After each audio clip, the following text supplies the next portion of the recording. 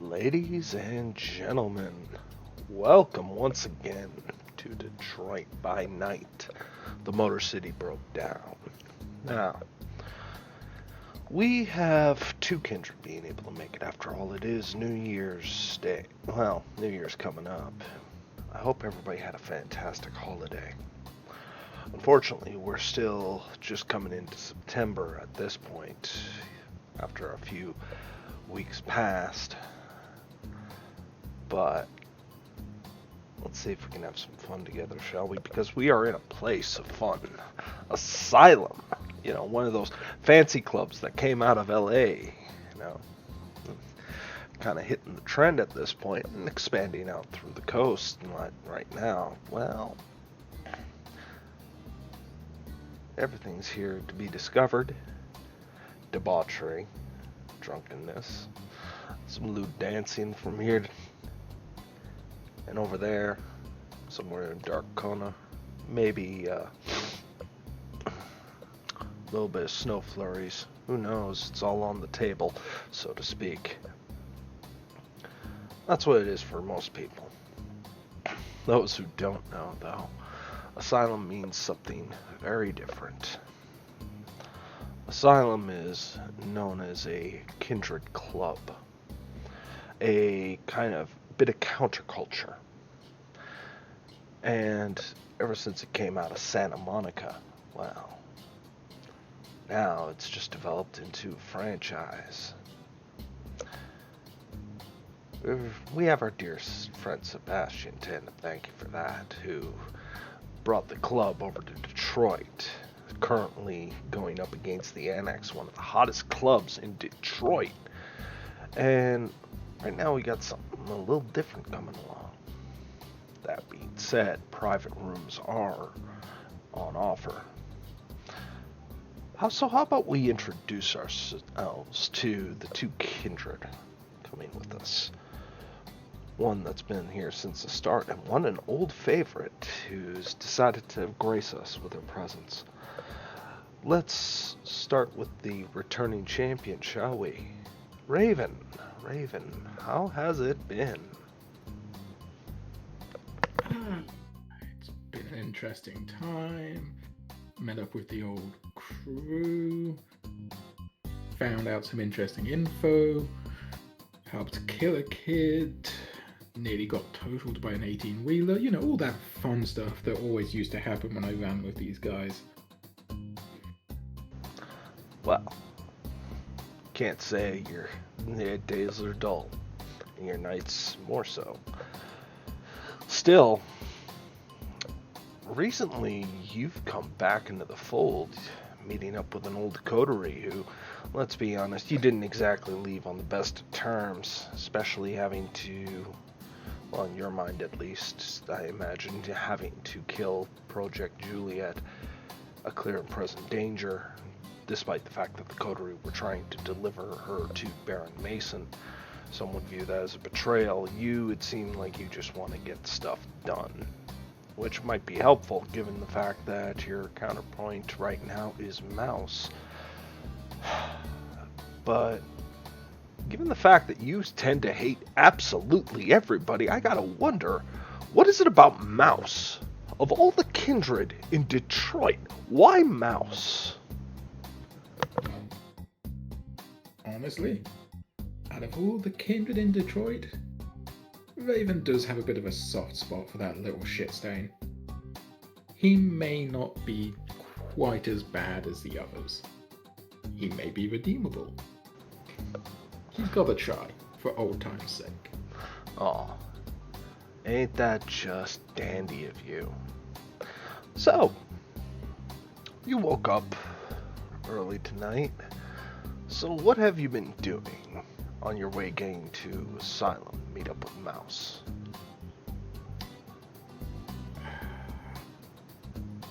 I mean, staying out of sight, mainly. Well, why would you do that? You never know who's watching these days. Given the fact that you pays roll to with the take it. Nosferatu, that should say something. Well, exactly. but it is also rather more kindred interference I would be worried for. Unlike the others, I appear to have not forgotten that the Second Inquisition, not too long ago, burnt a large part of this city. And those scars are still being felt tonight. Who knows, you might run into them. But you're not the only one on this little tale. Mouse, you have been busy these past few nights. How's it been? What's up? Enjoy killing your double? No. Didn't enjoy that at all. I have been feeling really bad about it lately, actually. It's kind of weighing on me. I thought I was better than that. Maybe I'm not. Maybe I am, and that's kind of the evidence that's going on right now. I don't know. I'm not old enough to know what these things are like, so we'll see. But I have been, ever since Hector kind of dismissed us the other night, or last night, what was it? I don't remember. Things kind of roll together all the time. But, yeah, been doing a little bit of research and trying to figure out who exactly these people that have been visiting Cassandra Payne are. And seeing if there's something that I could follow as for a lead. That's understandable. So, before we begin, might I get some rouse checks? Seeing how the night's treating you. Oh, getting a little hungry. Raven? You can eat. That's about it. Now, before we begin, you were doing some investigation. So I want you to you can roll either intelligence or wit. I would say intelligence. You're allowed to take your time with this. And investigation. And if you have any specialties in paperwork, tracking, or anything like that, let me know. And I do not, but I have a pretty high dice pool for this. So. Alright, let's see what you can come up with. Is that a crit I see? No. Alright. So, there's a few names that come up. One of which is actually familiar. You see Pastor Paul's name, actually, on the docket. It doesn't surprise me. Why not? Because Cassandra is a member of his congregation. She's a friend of my mom's. Yeah. Well, ever since Sergeant Cassandra Payne ended up finding out that her brake lines were cut, and ended up learning the hard way, she got T-boned by a semi-truck, laid her out in the hospital for a while. Well, that'd be rough for anybody. Though she has been making a miraculous recovery. Quite unusually so, in fact. The other one is a Michelle Berlot. Michelle Berlot. Does that name mean anything to me? If I dig into it, what does it bring back?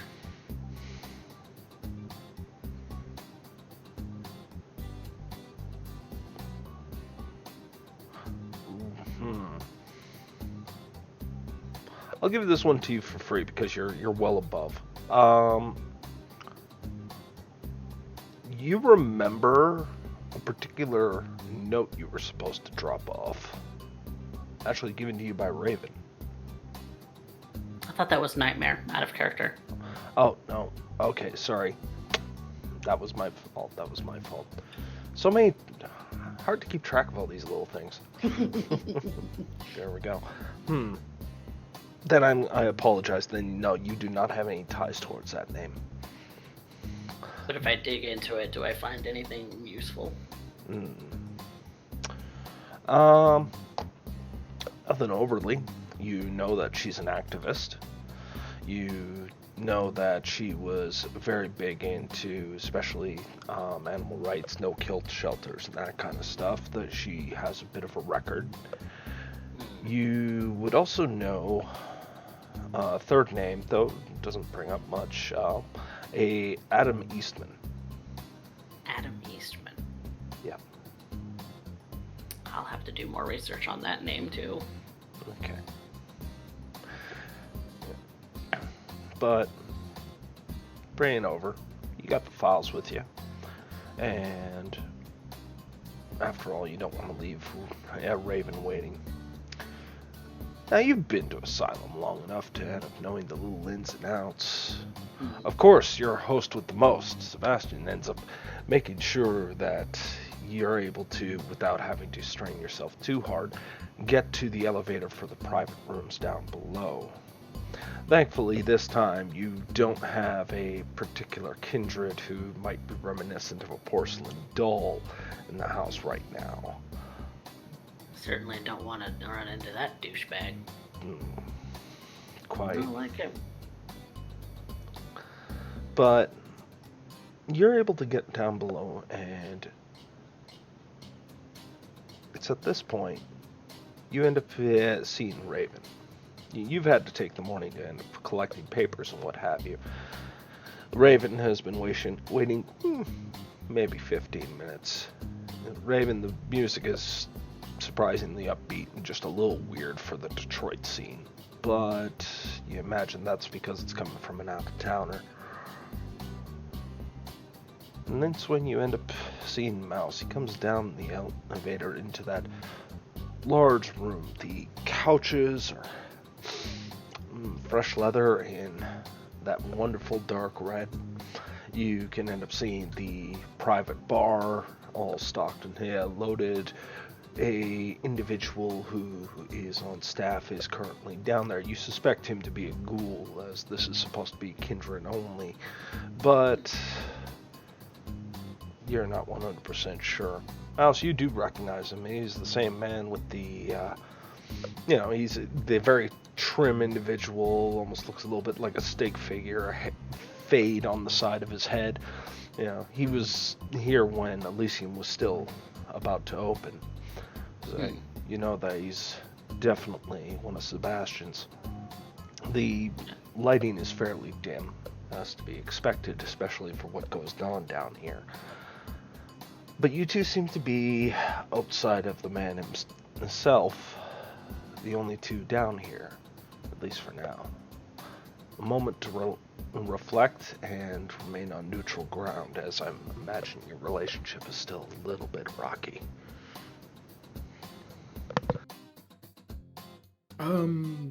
Just quickly, on my way here, I would have picked up a paper. Anything in the news about our dear friend Jamal yet? Yes. It was discovered, it's in a very small article, kind of put out of the way, of an obituary of one Jamal Collins. It is currently revealed that, tragically, Jamal was, he was the victim of a spray paint incident. He was spray painting a piece and may have lost his footing, fell 4 stories, and unfortunately fell right in the way of a semi. The remains were not pretty, and for respect to the family, the remains were thoroughly cremated after identification was made apparent. It was made through dental records and blood analysis, so despite the mangled form of the body, they have a pretty strong conclusion.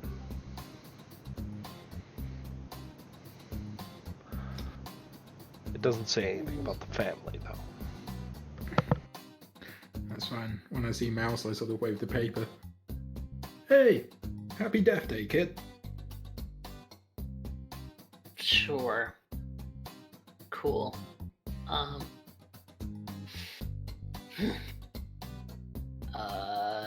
Yeah. What's up? Hanging around. Trying to take in this. For an asylum, I thought there'd be more chains, some bass, hard rock, grunge. This place is like,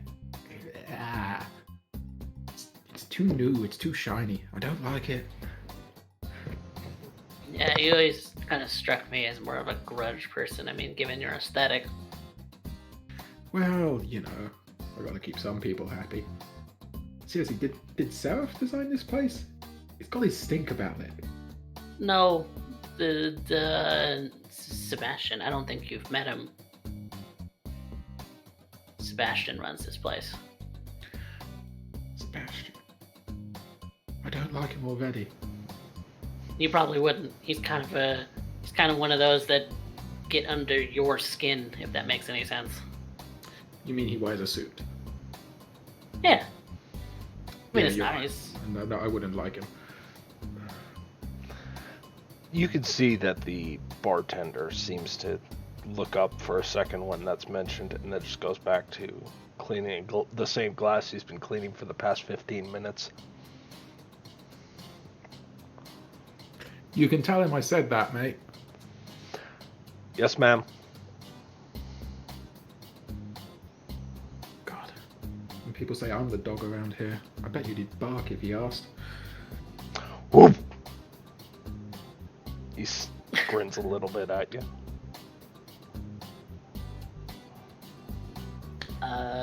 Are we waiting for somebody? I turn towards the guy that's cleaning the glass. He places the glass down. Well, you have to understand that Mr. Kowalski wouldn't want you to be interrupted, but given recent events that ended up occurring, the last time you ended up joining us, Mr. Mouse, it was best to end up keeping some degree of supervision without it involve camcorders. I'm sure you understand. Wait, incident that happened here? Yes, involving your pale friend. I believe you met him last time. Ah, yes, that guy. It took quite a bit of work to get the stains out.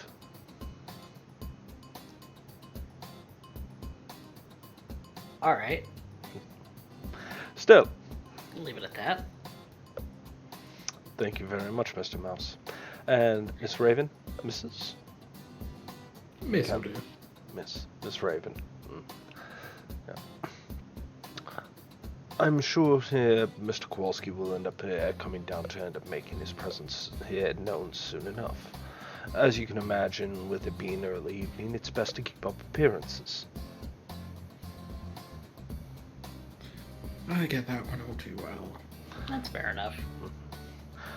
But if there's anything I can provide you to, please do not hesitate to ask. You have the entire gratitude of Asylum for your patronage.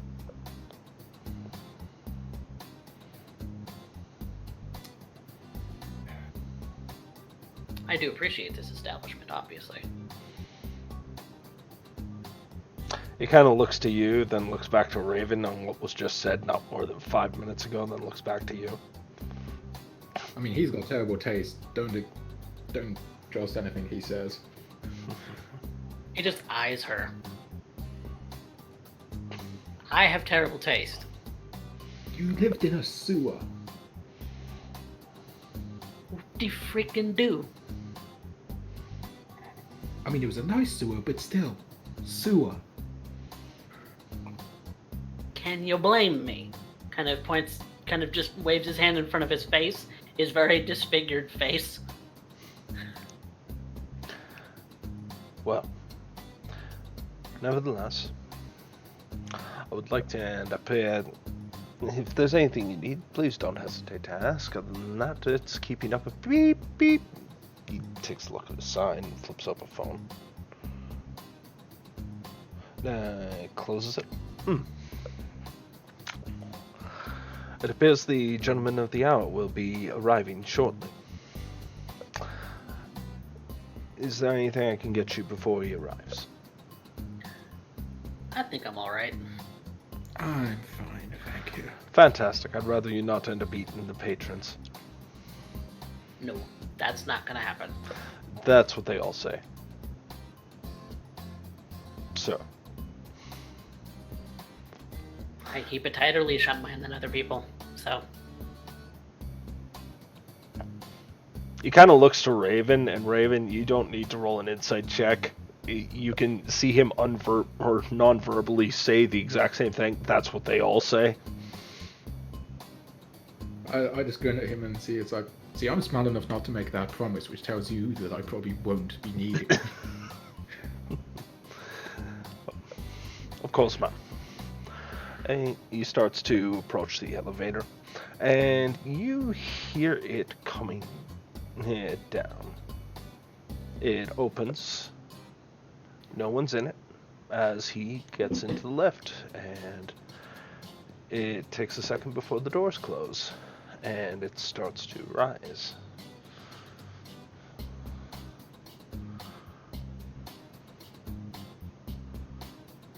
You're left alone, at least for a brief second before Sebastian starts to arrive. I have no idea why you're following me around right now. Because our dear mutual friend thinks you need some help. Because, once again, we have a dear absent angel. Hopefully he's dealing with that little key problem that we encountered yesterday, because if not, knowing him, it'll probably fall down to me to deal with that again, and I don't think either of us wants that. As I told you, I already have that handled.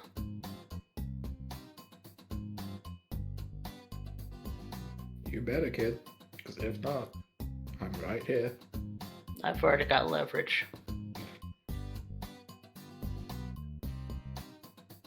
You got leverage over Seraph, sure, but Well, if he's not going to deal with that problem, then I have leverage over that problem. I mean, let's be honest. There's one thing we can say, Mr. Seraph has proven a bit like King in many regards when it comes to problem solving. Hell, the only reason I'm back in your life in the first place was due to the factor of Mr. Seraph causing problems. So you can thank him for me. It's at this point you hear the elevator starting to come down. And sure enough, you end up seeing Mr. Kowalski. Now, Mr. Kowalski comes in a very nice suit, all in all. Kind of stereotypical, truthfully. It's all black. He's well groomed, a little bit of a beard going on, hair greased to the sides, and you can end up seeing that he's very at home here. As he ends up coming down, he looks about as though he's checking, and he kind of gives you both the finger wave and then gives the corner a finger wave, and the F starts to approach. Well, I look to that corner real quick. Sorry, I'm looking to that corner. Is there anybody there that I see? Not that you see. Okay.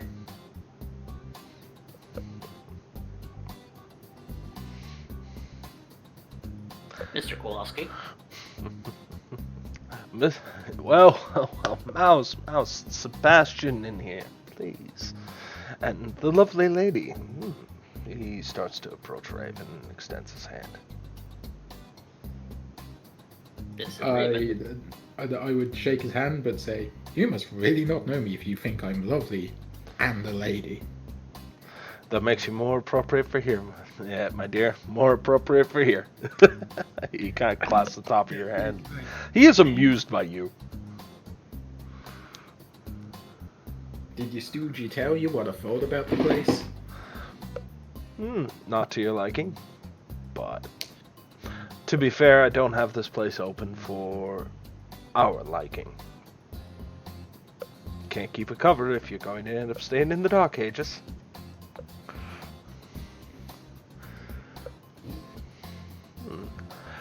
So, Miss Raven, did I get that right? Just Raven's fine, between friends. Excellent. Sebastian. Raven, my dear, so good to see you. And I did want to end up extending a certain degree of, well, comfort to dear Mouse. Mouse, I've heard you gone through quite the undertaking. It must have been difficult. I'm not sure what it is that you've heard. It's more importantly what I didn't hear. That I think matters. He gives you a wink. Right. I'm very confused. Just to put that out there. Raven just sort of taps the paper again. I mean, everybody reads the paper, but... Yes, but not everyone's in the paper tonight, my dear Mouse. Not everybody actually, like... Never It's mind. okay. It's okay, Mouse. You're Mouse. That's all that matters. That's really all that I am. Well, not all that you are. But, given time, I have no doubts that you will become quite the little social climber. I mean, you come to the right places. I try. I mean, I try to be likable, at the very least. Mouse, if it wasn't for the fact that it's very hard to look at your face, you're just downright adorable. And I mean that with all due respect. It's not often one of mine can stand in the presence and be more amused than, well, you know. Appalled. Yes, that. But since you're in my establishment, and I like to make good friends, so he starts to walk over to the couch and sits, kind of sprawls himself out a bit, stretches. So, meet any new fun people lately? Not particularly. Oh, you need to hang around the right circles. It's kind of one of those things that I'm broadly not likable in many circles. I think that applies to almost everybody when you dig deep enough. The key is trying to end up keeping certain levels of appearances. I mean, take Raven and I. We clearly cut from different cloths, clearly not in these same manners, very much certainly not the same dress. We don't even adhere to the same dress code, but able to act civilly with one another. And I think that goes a long way. Mouse, that goes a long way. What do you think, Raven? I think you're full of shit. But I also think you're right. So long as I can end up keeping it at around a 50-50 balance, I'll be doing my job. So, that being said, Raven, allow me to make formal inductions then. I am Sebastian Kowalski of Clan Toreador. I have come in from Santa Monica to end up running this particular neck of the woods. Elysium is the property itself is mine, and the franchise belongs to a kindred near and dear to my heart, a woman with an immense amount of notoriety in certain circles. And she ended up starting this particular franchise, and I decided to end up helping in her glorious little bit of expansion. So, this is my home, me casa su casa. And I wanted to come in here, see how it is. Now, I don't charge cover for those who are in the know, but there is something I do end up asking for amongst my friends, and I'm not going to judge if you find this too harsh, but I love good stories. I love good rumors, and I tend to wheel and deal in those. So, consider it as a cover charge into itself then, if you must. But I am on the lookout for new bits of information, something juicy. You two have anything for me?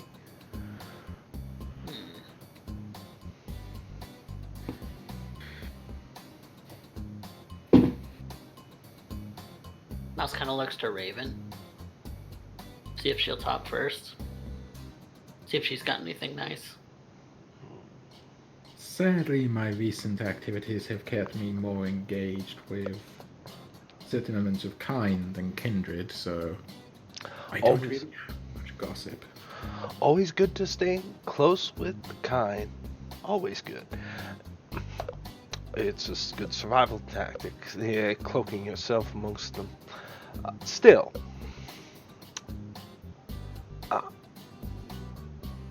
don't feel too bad. I don't expect everybody to be in the know, but there are certain peoples who have reputations for having it above and beyond. Isn't that right, Mouse? I tend to wheel and deal in rumors too. Fantastic. So, yeah, how about we see? Let's put some cards on the table, shall we? Okay. Is there any particular interest that you're into?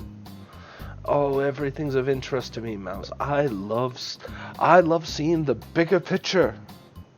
That's what I am all about, you see. I am here to kind of understand the play, especially with the Second Inquisition and the Camarilla getting involved with the baronies, and this talk of Elysium almost being completed.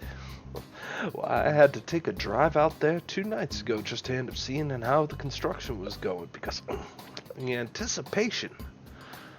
I hear it'll be opening soon. What is the hullabaloo about an Elysium anyway? Well, that's actually quite an interesting bit of a take. You see, you ever see Highlander? I don't know that I have. Before your time, okay. Probably. The best way I can end up saying it is that Elysium's kind of a sacred ground, so to say. It's a place where individuals who may be able to air their grievances, for us to kind of do what we do naturally without having to hide. For us to be able to express what's actually on our mind and to socialize and indulge in, well, one another's company without fearing on the outside. Think of what I've done in this room, except on a much larger scale and with a lot less potential problems. It's one thing to end up doing it when you have a bunch of kindred in a room. It's another when you end up having a whole whack of people who don't know something upstairs. There is the need to provide food, security, no weapons allowed, no powers, so to speak.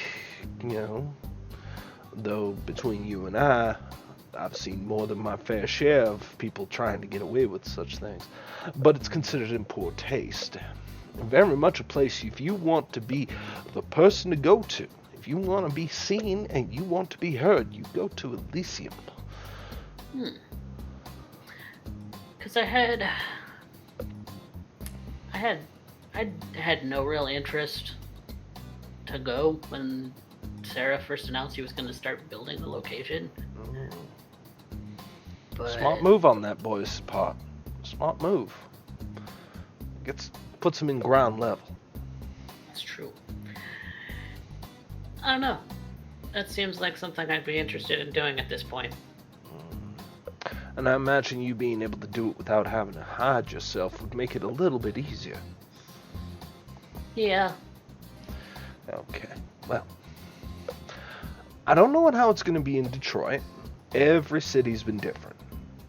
So, and this is the weird thing. So you kind of got to figure out what are the local customs, right? But as you figure out the local customs and as you appease them, you end up kind of building yourself up. Now, this is not only for the socialites, mind you, right? But you two are a perfect pair in this regard. Raven, I was told that you might have been involved in more than a few violent dealings yourself. I've had a few instances, sure. Yeah.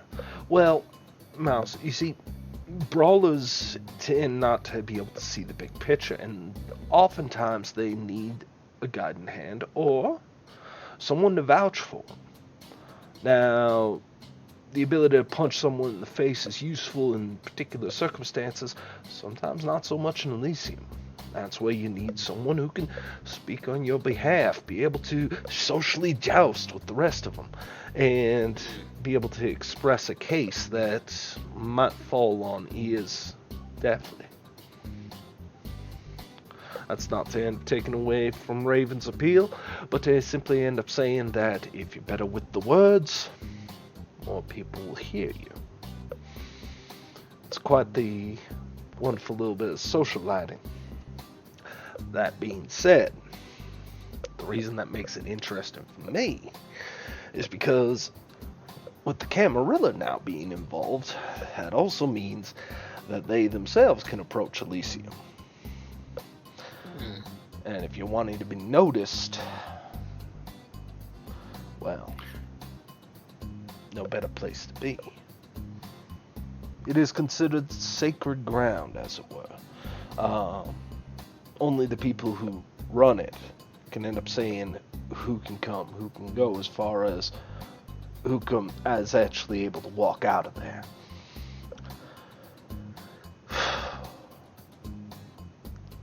We'll You admit. seem to be a fair bit in the know.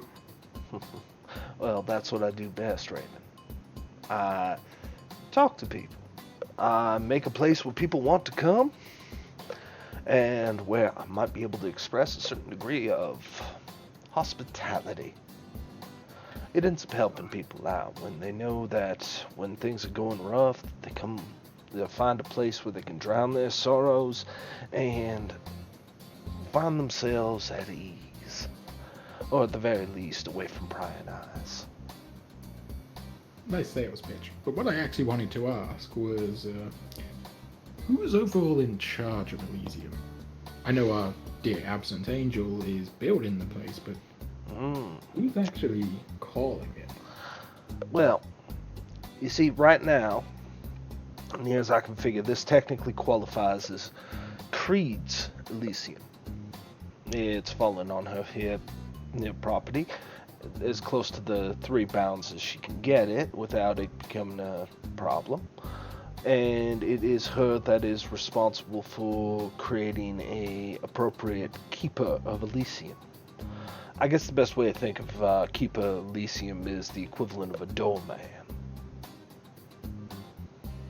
Do we know who the keeper is? I was told it was some Andrew that was supposed to be working on it. Ambrose was his name. Ambrose. We've met him. Oh, fantastic. See, you're already in the know, Mouse. You're doing fine, kid. You're doing fine.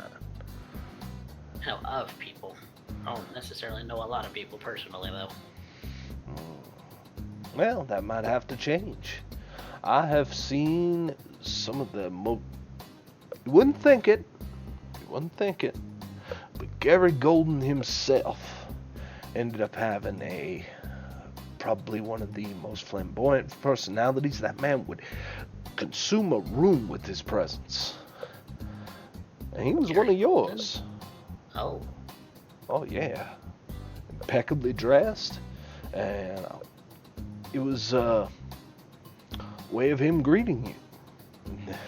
If I had half of his flair, I wouldn't even be needing to worry about running this place. It would run itself, just by the word. But I was back in LA. We're in Detroit now. And Detroit has to end up coming up with its own movers and shakers, as it were.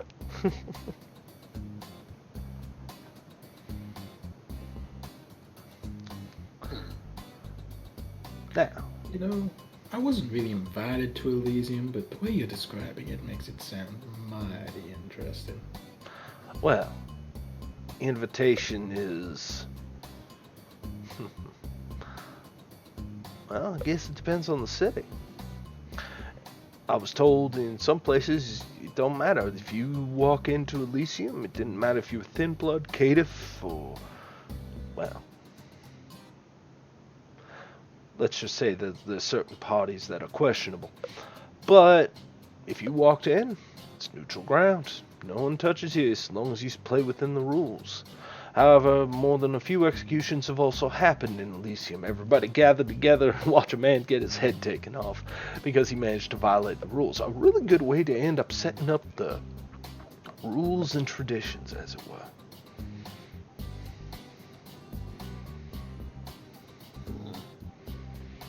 So what you're saying is maybe be a late arrival. Let other people figure them out first. Maybe. But then again, being a late arrival also means that you can't set the tone. And all eyes are on you when you walk in. Sharper than you look, Mouse. Well done. So, that gives you the scoop. Now, I think I've been given a fair amount of information here for free, but it's you guys, and I don't mind.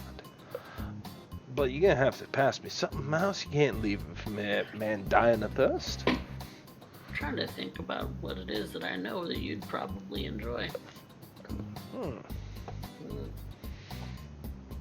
Well, I heard you had some messy business down by the docks. Well, it was you, wasn't it? Down by the... I've been to the docks several times. I don't know what you're talking about exactly. Ah, okay. Well, it seems that the boys over at the docks are still looking for their pal Eakin. Seem he up and disappeared. A lot of people wondering what happened. A lot of people know that it was he was being seen by you and Mr. Seraph last, which makes me wonder. Well, when we were having a conversation with Eakin about some things that he was up to, not 100% on what exactly it is. I'm still doing a little bit of investigating as to what's going on with the Deadheads. But there's something going on with the Deadheads. Something. You can see that his ears basically just shot right up as soon as he said that. Not entirely sure what yet. Can I inside check that? Yeah, by all means. So that would be insight and... Wits. Wits. Mouse, is there anything in that particular statement you're trying to cover? That's the truth. Okay. 1. Yeah, Raven, as far as you can tell, that's... the kids just doesn't have anything else to spill. Well. We parted ways, and that's when I heard that he disappeared. Well, I unfortunately have a rumor myself. Just a rumor, mind you. But I'm told that Prince Dufresne wants to end up making a big splash when Elysium opens up. Something about... Why does that not surprise me? Yeah. Well, something about helping reinforce the tradition of masquerade in a flock that has gone astray. So... That doesn't sound inviting. Well...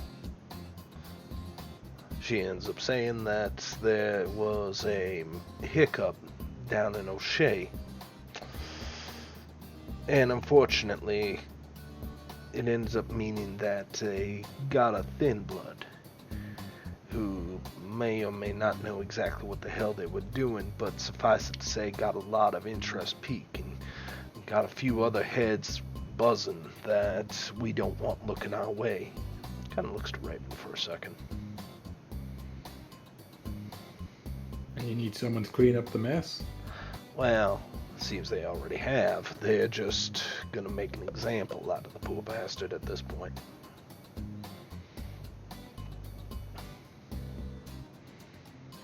They want to make an example at our Elysium. Well, it's declared Elysium. As far as they're concerned, I'm pretty sure they wouldn't care one way or another. It's an Elysium, and they're there to end up, well, I'm not an expert on the matter. You have to speak to an expert about that. Who would an expert on that be in this city? Well, if you have a way to get in touch with any of the Camarilla folk, then I'm sure that they would gladly end up doing so. Outside of that,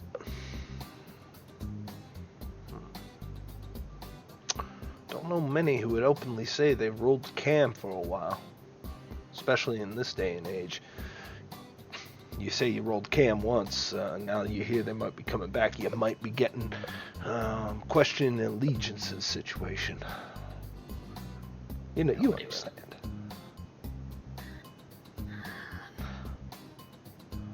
But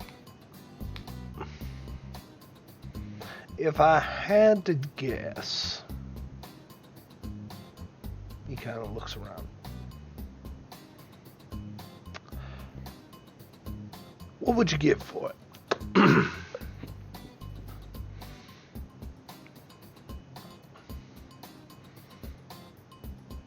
If I can end up arranging such a meeting, what would you give for it? Arrange a meeting with who? I'm sorry? Don't know yet. Still here asking. We're still negotiating price. I do know I can get someone in who'd be willing to speak with you. Just. I'm not sure at this point I'd be willing to pay anything. It was just curiosity. Still, going in blind, dangerous. I mean, I'm one of those thick-headed bruisers that you talked about, so... But you really, speak that's all up to now, fancy Tim. life. Well. Offer was on the table. If not, I'm gonna end up heading out and let you two get on your evening. But I thought you should know that. Out of character, I think I just spaced and missed exactly what we're talking about. Oh. Who is he wanting to set us up with? I asked about finding someone more experienced in, like, Elysium and Camarilla Elysium. stuff. Ah, okay. How long is this offer on the table? I'd say about 30 seconds. I got a club to manage.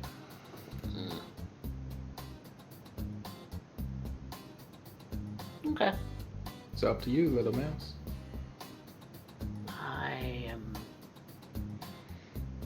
No, I think we're just gonna be okay with that.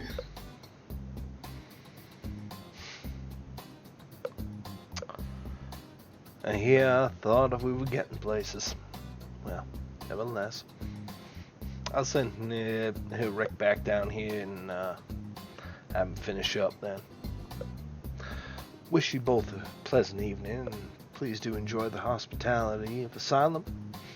And if there's anything else I can do, please do not hesitate to call. He starts walking to the elevator and opens it. Stops for a minute. As he's halfway through, he kind of turns back to you both. Looks at you. His eyes don't break contact with you, Raven. Probably not for a good 10 seconds. Before he just shoots a smile and gets back on the elevator. Starts to ride up. I kind of want to see if I can gauge why it is he would be staring at her that long. Roll me a insight check. Difficulty, wits insight, difficulty 3.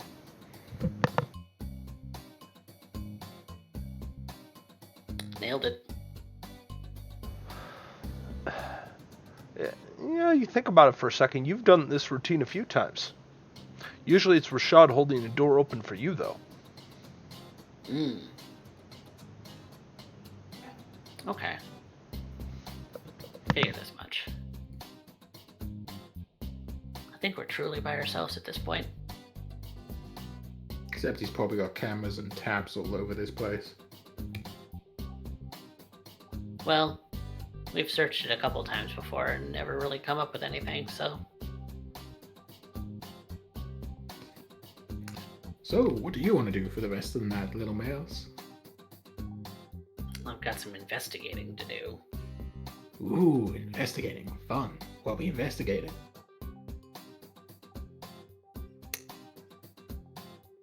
So you know how I talked about Ekin? Yeah? There's a big hullabaloo about things going on with the Deadheads, and I'm gonna look into that more. Great. Fun. Let's go stir up trouble at the docks. No. We're not stirring up trouble, we're just looking. That's what everyone says when they end up stirring up trouble. I'm just not lying to myself here. You tend to stir up trouble. I tend to be a little bit more secretive than that. No, let's be fair.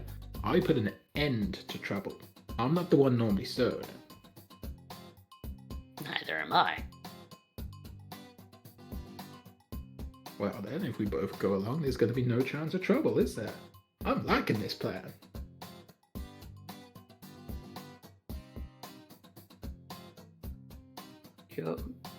You confuse me. You confuse me so much.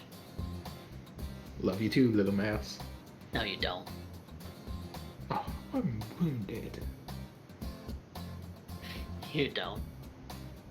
Because if you did, then maybe things would actually have been better. One day you will thank me. Mark my words. Well, Why? Why would I thank you? Why would I ever thank you? Why would I ever forgive you? Because you'll one day realize I was right about a lot of things. And what exactly I've given up to protect you. Really? Really. Rashad's done more to protect me and done more to help me than you have. So, you got a lot of points to score before you be on equal ground with him, okay? Then let's go score points. You want to make it a game? You make it a game. The only just way trying to have a that little I will fun. ever forgive you, potentially, is if you apologize directly to Baron Mason's face. If you want to get Baron Mason in a face-to-face, I'll happily apologize for closing up a walking masquerade breach who was unstable, had already attacked several people and killed them, tried to devour their organs, wasn't coping too well with that, and nearly caused another breach before I shut it. It wasn't your call to make.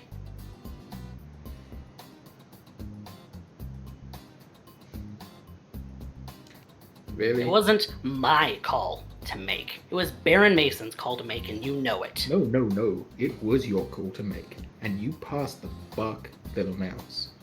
So I had to step up. Juliet wasn't Mason's child. Juliet was your responsibility. You took her on. You made all this big hoo-ha about trying to save her. I would have given her the final death the very first night, and that would have been done. I even take a boon out to make sure. You remember that? You still owe me that one. You were so concerned about getting her back alive. You As soon ended as that up was breaking done- that boon. Oh, no. I tried to claim that boon, and you were too busy with your new little pet project. So I took back what I was owed.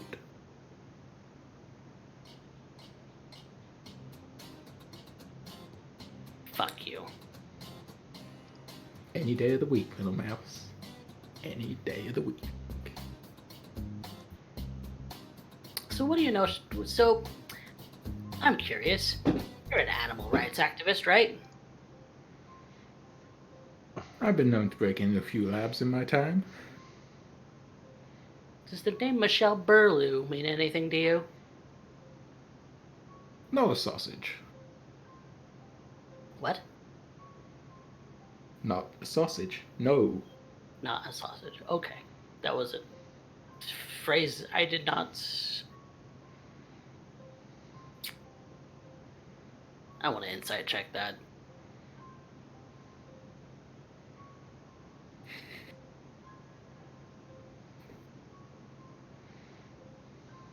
Do I roll a wits insight? That would be a wits insight. And Raven, I'm gonna need a manipulation plus subterfuge. Ooh, that's only going to be a 2. Yeah, there's no way I can beat that. That's a...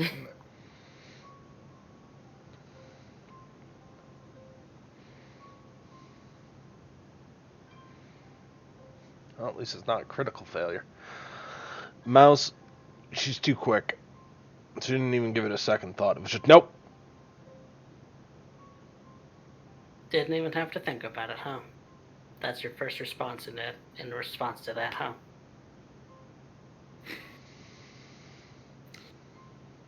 Now, you see, this is where things get, shall we say, complicated.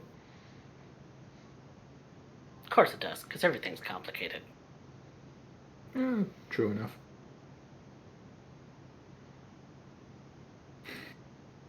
Can we get out of here? Like, if I'm going to tell you this shit, and I will tell you it, hand on heart, I don't want to do it where people could be listening in.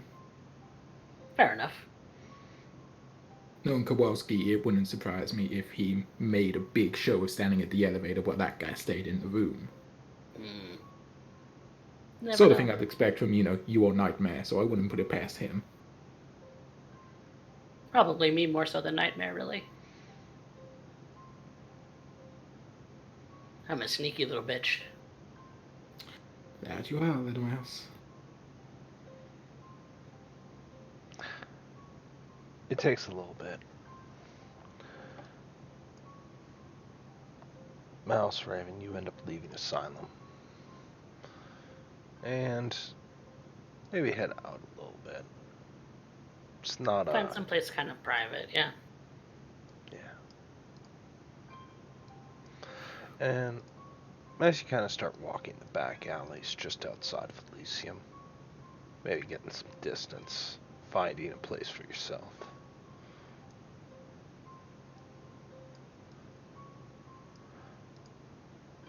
It's at that point you might feel that you're alone enough to be able to speak, if only in hushed tones. I'm doing a quick look around just to make sure. Yeah, sure. Let's do, wits plus awareness. And you don't have any specs going for you, right? No. You don't see anything. Perfect. So, tell me, who is she?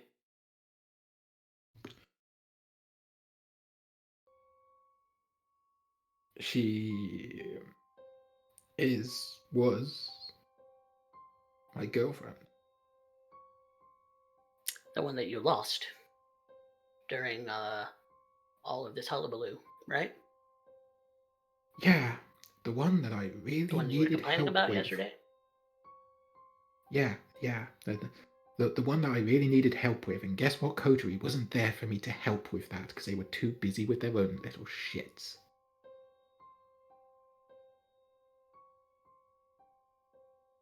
There was one person in this city. There was one person, Mouse, that I trusted. That truly, truly meant the world to me.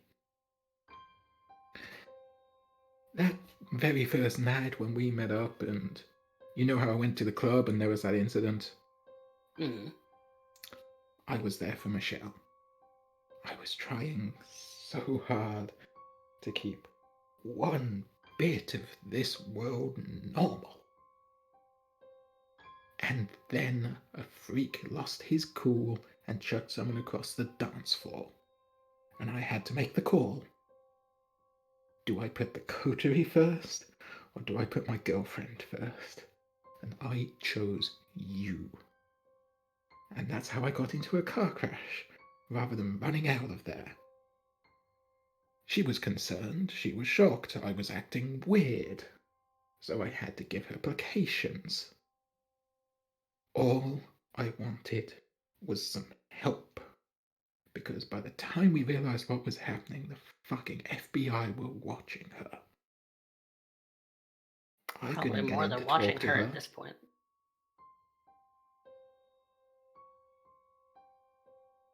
I couldn't get in to talk to her. I'm kind of noticeable.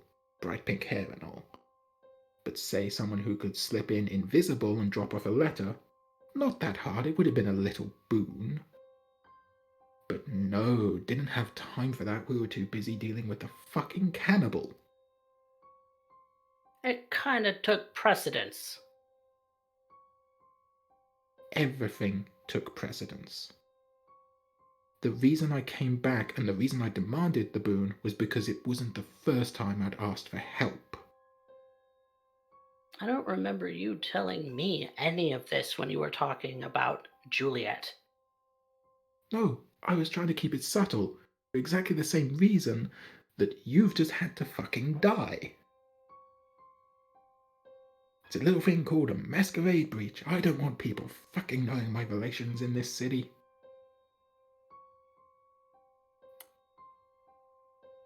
You gonna tell me how you came across their name? Because now I'm dying to know. She's involved with somebody I know. Somebody whose brake lines were cut.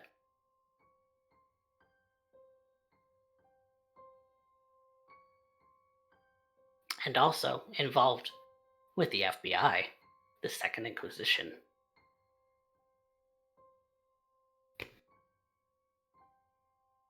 Directly involved, like talking to this guy. Got picked up from him, actually.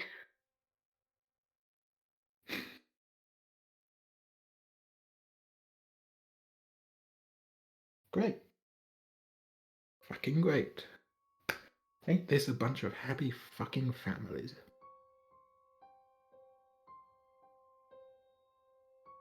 You think you're the only one who's lost people? No, I don't. That's why I tried to help. That's why I showed up to help you, so you didn't lose your goddamn mum. Because I know what it's like to lose people.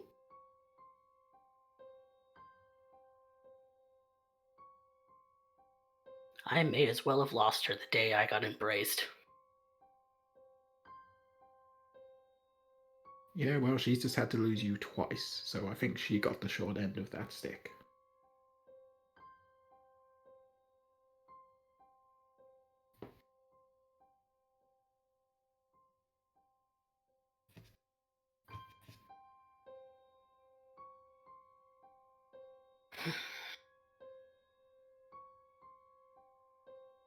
So on the topic of what's going on with the Deadheads, we might be dealing with Flan again.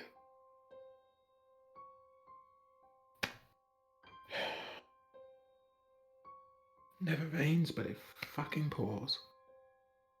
You're gonna shift topics just like that.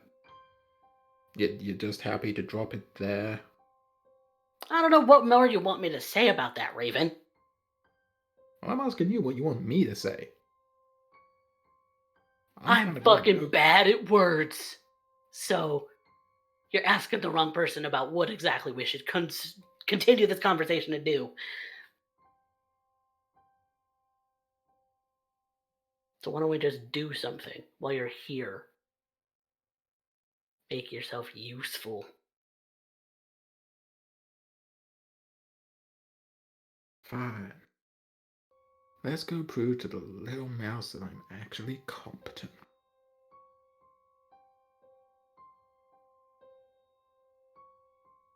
Lead on. Oh, glorious leader.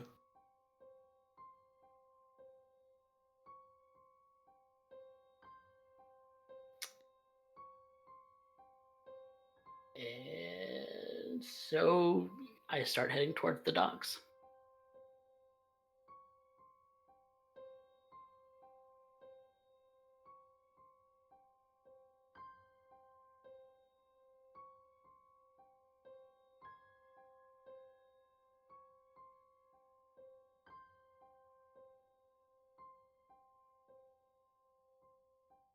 Mac, if you're saying anything, you're muted. I haven't said anything, just setting up. Oh. It's kind of an alright. Yeah, because Mouse does not know how to continue that conversation because he's.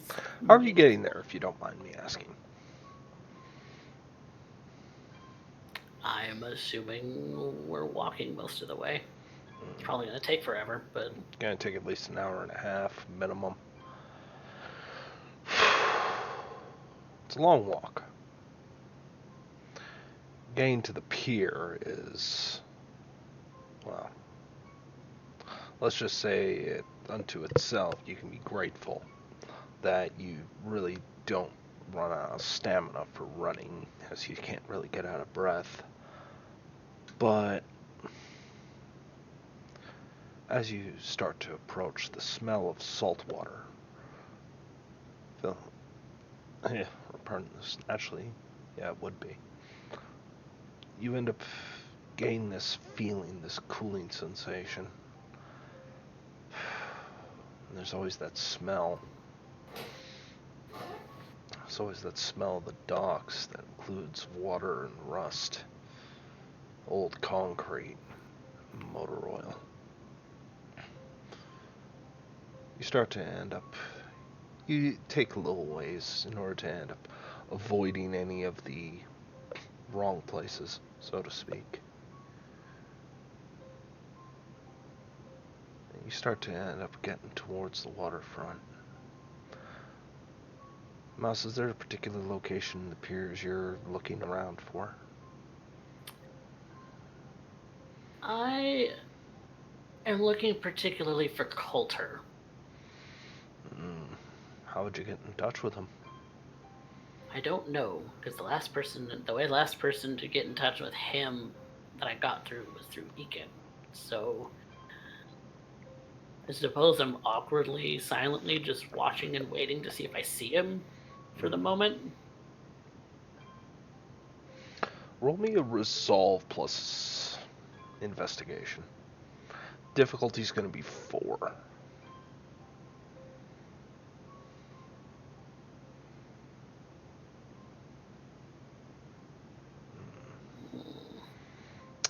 Now, you can spend a willpower to hope that you get a credit. Or you can succeed at a cost. What would that cost me? The cost is that you're not the only one looking for him.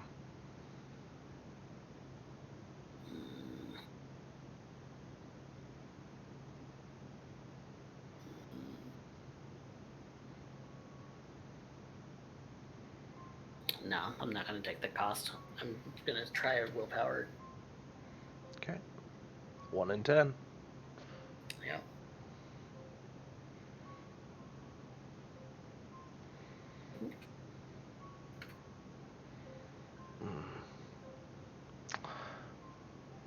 Not quite.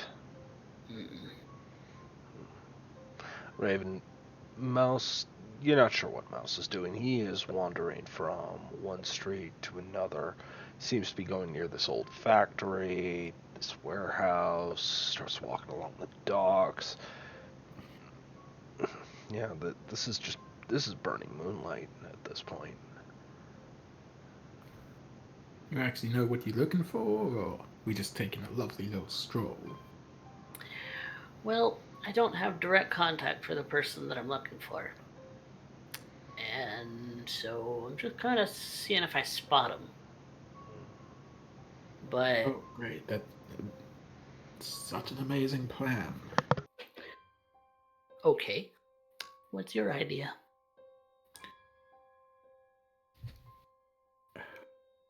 I don't know, maybe we look for certain tags for a certain group marking their territory, their buildings. Means we might get some actual eyes on us who could tell us where this person is. I typically don't talk to people. Reasons being obvious. I'm talking our kind of people, hence looking for certain tags. God, and you're the graffiti artist. Well, yes, this whole place is tagged up by deadheads people. With deadhead signals.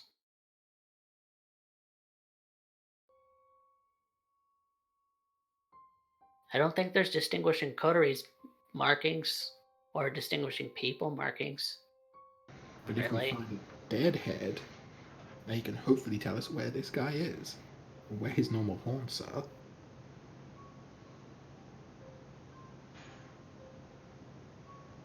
Alright, let's look for that then.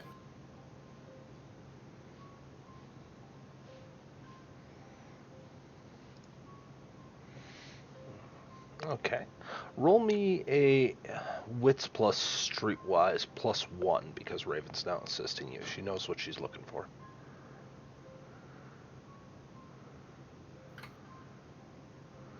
Five successes.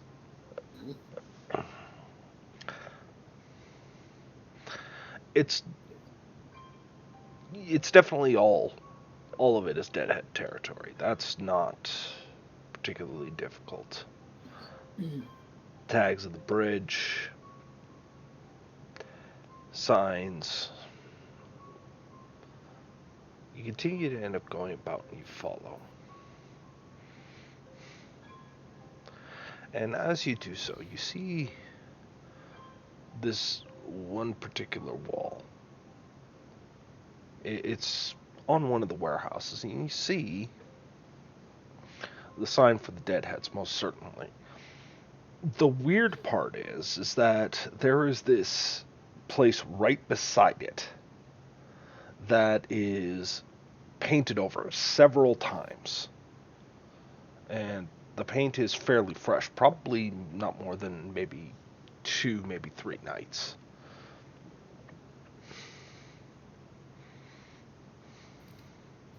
Is it of a symbol I recognize, or is it... No, whatever was painted on it was painted over.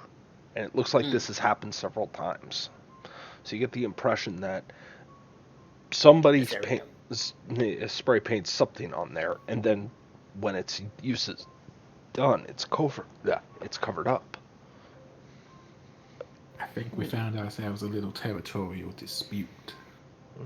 It's not the deadhead sign that's covering on top of it. It's the deadhead sign on one side, and then right like a foot beside it is a place that has been painted over and over and over and over again. The deadhead sign was not painted over, but something right beside it was. Like the sign underneath it was blotted out. Yeah. With more paint. Yeah.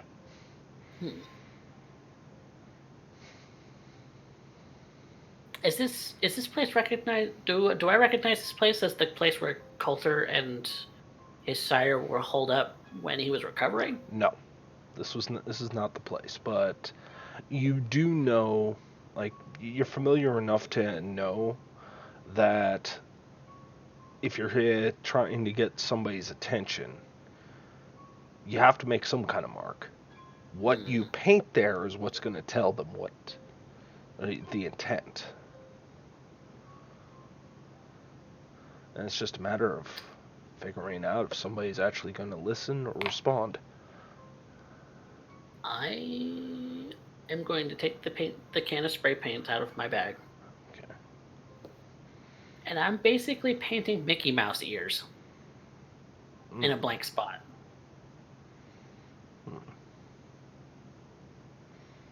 Okay.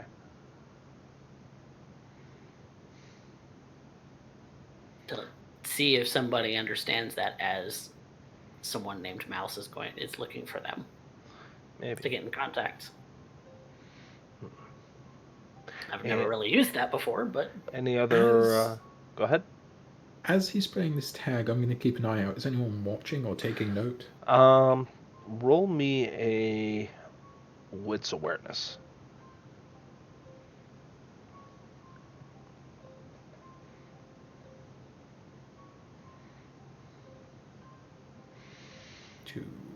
You see a few people walk by, You might notice one might look at you, look and see the silhouette of a kid spray painting right beside this pink-haired girl. Who knows? Maybe he's just trying to impress his girlfriend or something. But you don't see anybody who is distinctly watching you.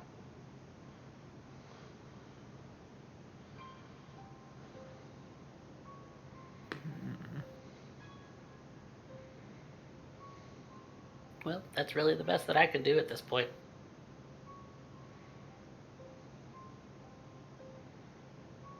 Well then, let's wait.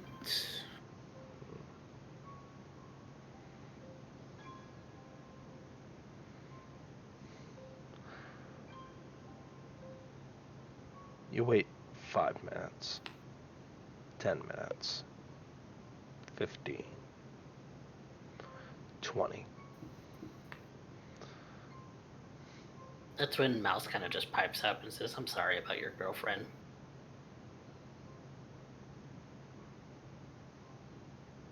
I'm sorry about your other friend.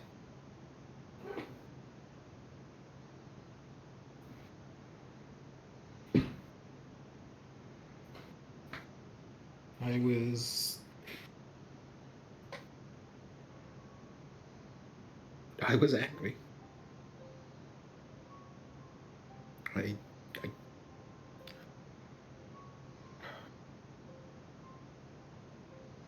Michelle was my world. And I was trying everything I could to keep her safe, to figure out a way to get back to her. And instead, I ended up putting her in more danger. And then I finally give up. I went to see her. One last time.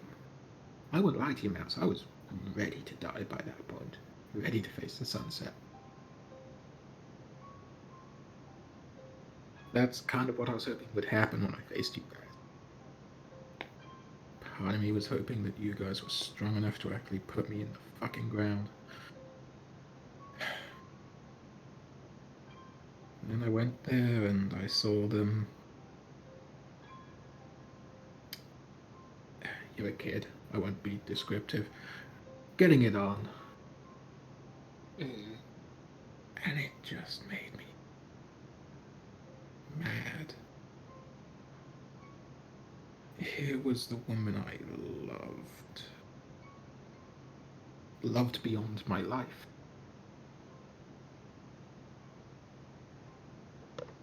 And I felt betrayed.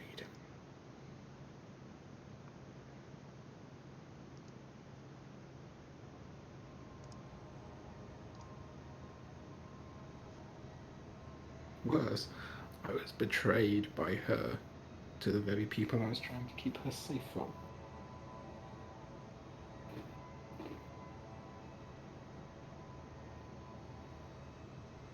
So yeah, I'm sorry about your friend.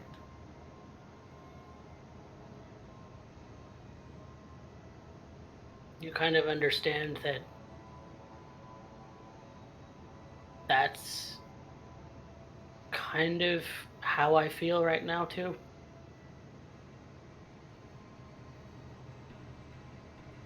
In regards to Gutter, Juliet was supposed to be his ticket to safety. That he could go home.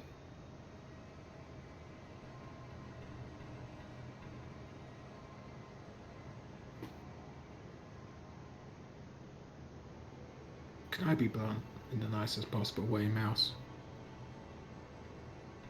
You're never nice, so... I try to be. Gutter was never going to be safe because Gutter would never let himself be safe. He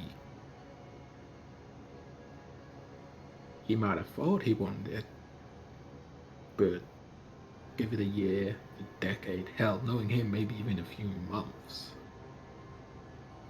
he would have been back out there. He didn't want to be safe, he wanted a safe house. He wanted a hole to hide in when things got too bad up here. And that's perfectly fine, that's perfectly reasonable. What I don't respect him for is trying to use you to get to it. Hiding behind his own kid.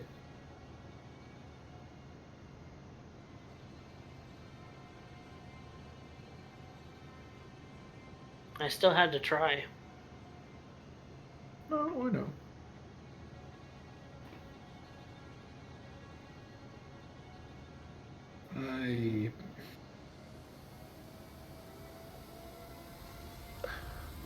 Part of me was hoping that if I took out Juliet, Second Inquisition would back off. They lost their little prize, why bother hanging around Detroit? It's at that point you end up catching lights. Lights of a car that light up the back alley. You see, or you hear the car doors open. And it's at that point they start walking towards. It's very hard to see them with the light behind them, though you imagine that's the point. I am Cloak of Shadows as soon as eyes are not on me for a moment.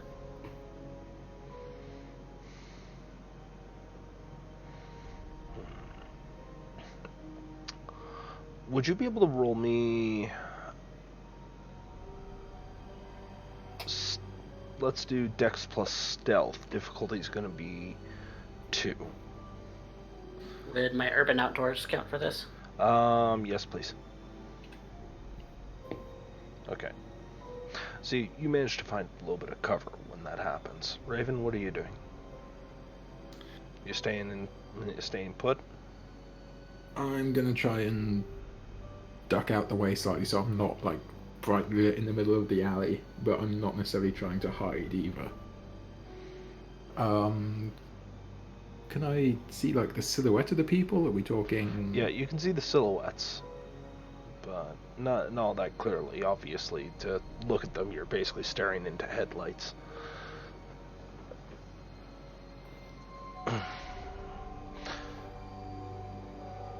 Roll me Wits plus Awareness, difficulty 4, if you're trying to make out a face. Can I do that as well? If you want.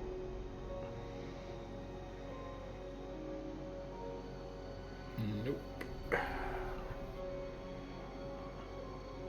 You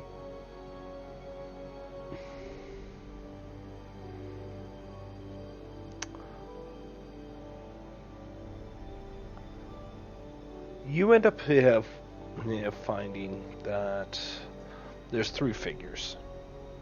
You don't really make them out. You do end up seeing that one of them is carrying what seems to be a large can of spray paint. It's not exactly what you do for art.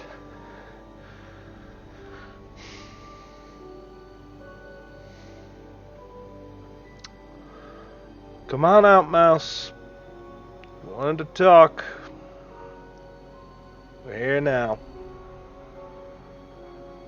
And I come out of cover.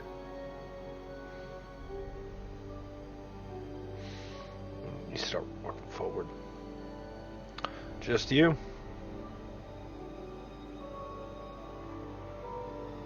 I'm not gonna lie, I have friend. Go ahead. As I said, I'm not really hiding, so yeah, I'll just walk over to them as soon as Mouse reappears.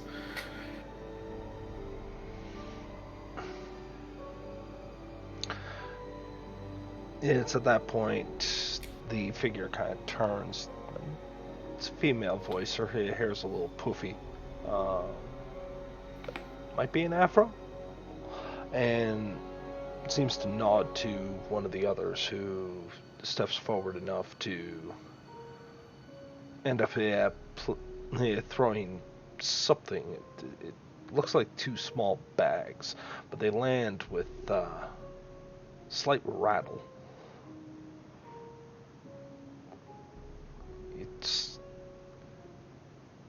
You can see that in the light.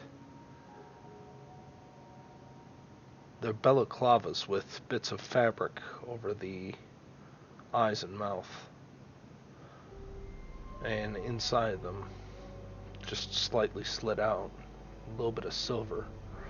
Presumably handcuffs.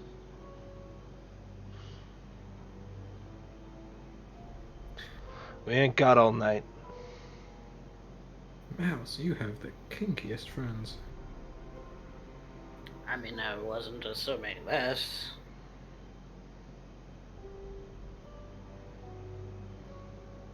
Alright, But- let's get this show and dance over with. Alright.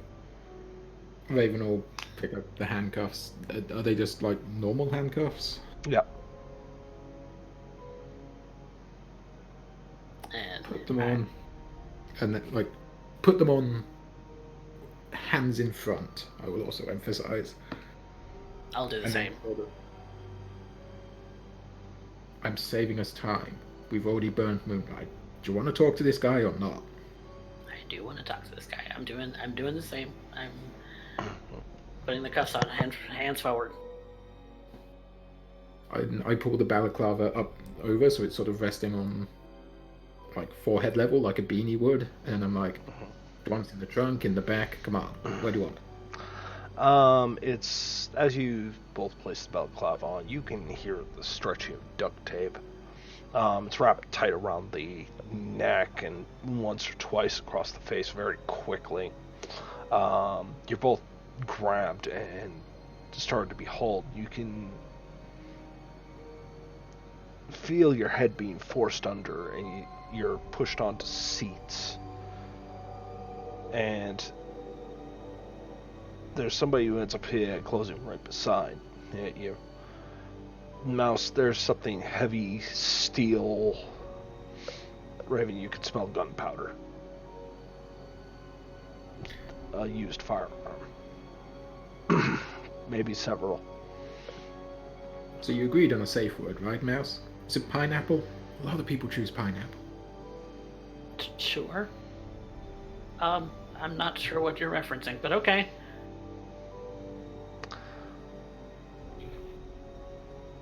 Keep it quiet. You feel the vehicle move. You're in the back of what you can presume is the same car. And it continues on for a bit. I mean, I can't see through the eye holes at all, can I? No, there has been fabric actually put over it and stitched over, specifically eyes and mouth. Okay. Though I suppose at this point, Raven's probably surprised they didn't use a ball gag.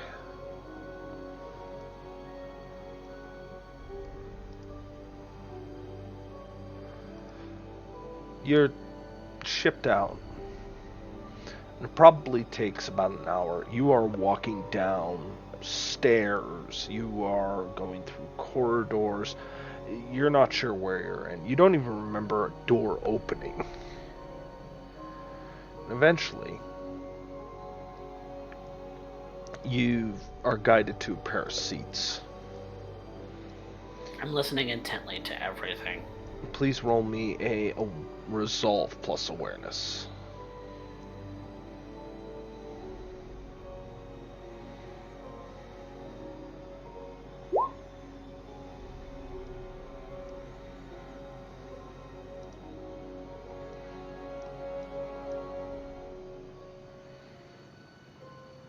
Where are you? There you are.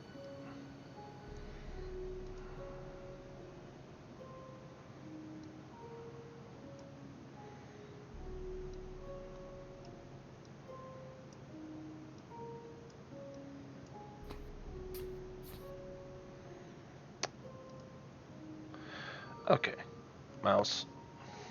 You're not gonna be able to know exactly where this is, but you do know one thing. You stopped smelling salt a while back. When you came in here, you're smelling grease. Not of a how do I put this?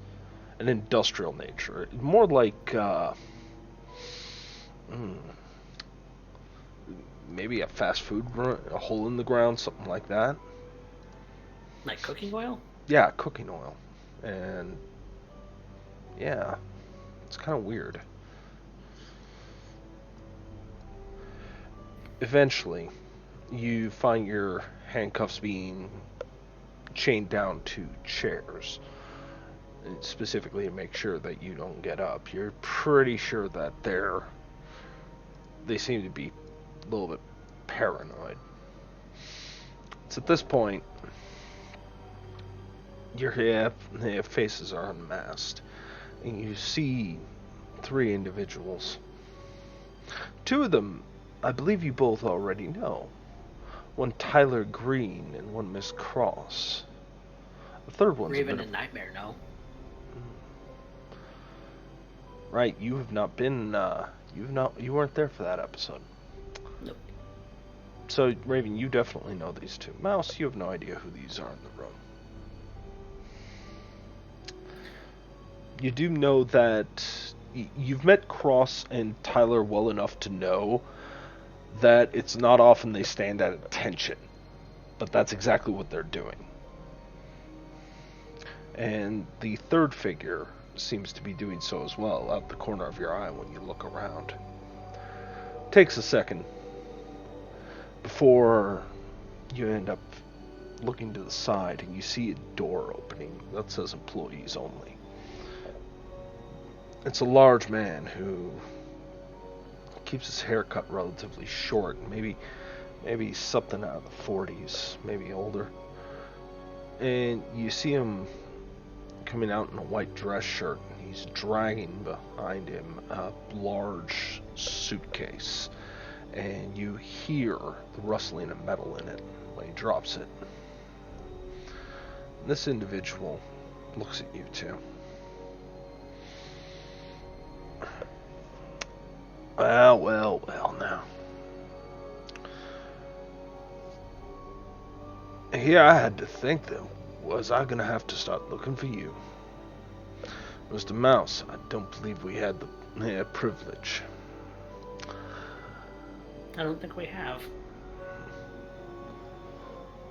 Name's Holloway. Pleasure to meet you, Baron Holloway. I doubt it. And this your chauffeur, lady? Babysitter. One that threw Eakin into the drink. Yeah, that was me. Okay. Alright. So, let me tell you how this is gonna go. I need answers, and I need to really know what is going on.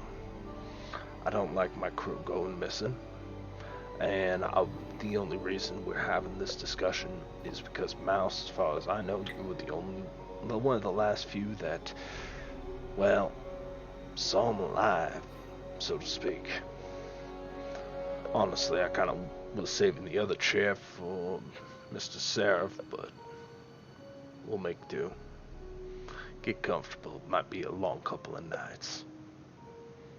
He starts to lean towards the case and unflicks it, opens it up, and it lands heavy. You can see inside, strapped into the inside of the case, there is pliers, blowtorch, a whole manner of things you really don't want to be seeing. He pulls out a ball-peen hammer. There's really not any need for that. Well, that's entirely dependent on you, isn't it? I would suppose so. Okay. So, I guess this is the best way to put it. You give me answers in a respectful tone. We'll get through this night pretty quick.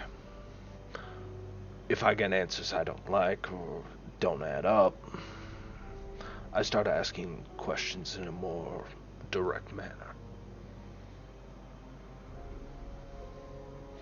And then I'll just let Caitlin here have your entrails.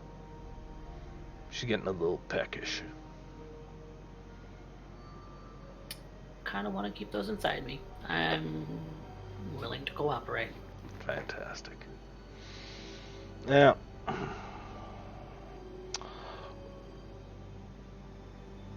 what the fuck happened last night? You ended up running Deacon.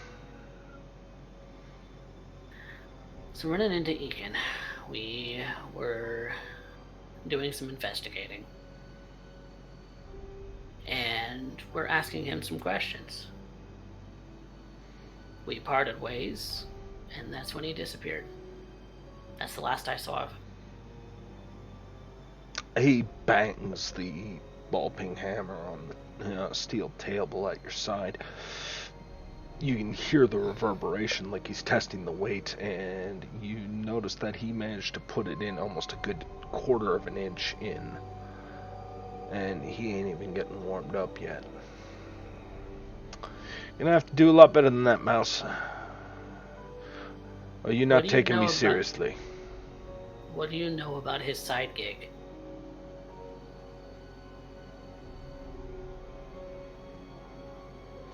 Better start talking. He was looking to bring or start cooking up a recipe of drugs that when a kindred feeds upon a person who is on this drug, they go into an unending frenzy. Yeah. Know anything about that? Yeah, I made a lot of the papers. I like the papers. I like everything black and white. He throws the hammer and almost gives a spin, catching it in the air, as though thinking about what you're saying. So what does this have to do with you? How did you get roped into all this? I was investigating with Mr. Seraph and another man named Mr. Glass. Mr. Glass had been assigned to us as a specialist in investigating maybe certain things, drugs. I'm not sure. I don't know him. And the three of us were led to believe that Eakin was bringing supplies from Pentex into the city to cook up this drug to fight it to Camarilla.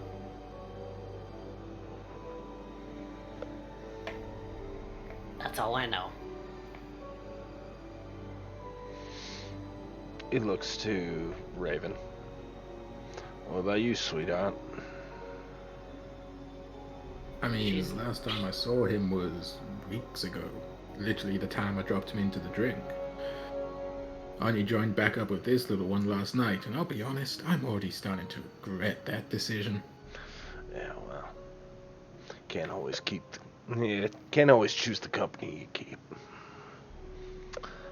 Fortunately, you got tied into this, and as far as I'm concerned, I got two chairs here, and I intend to use 2 chairs, so good enough for me. So,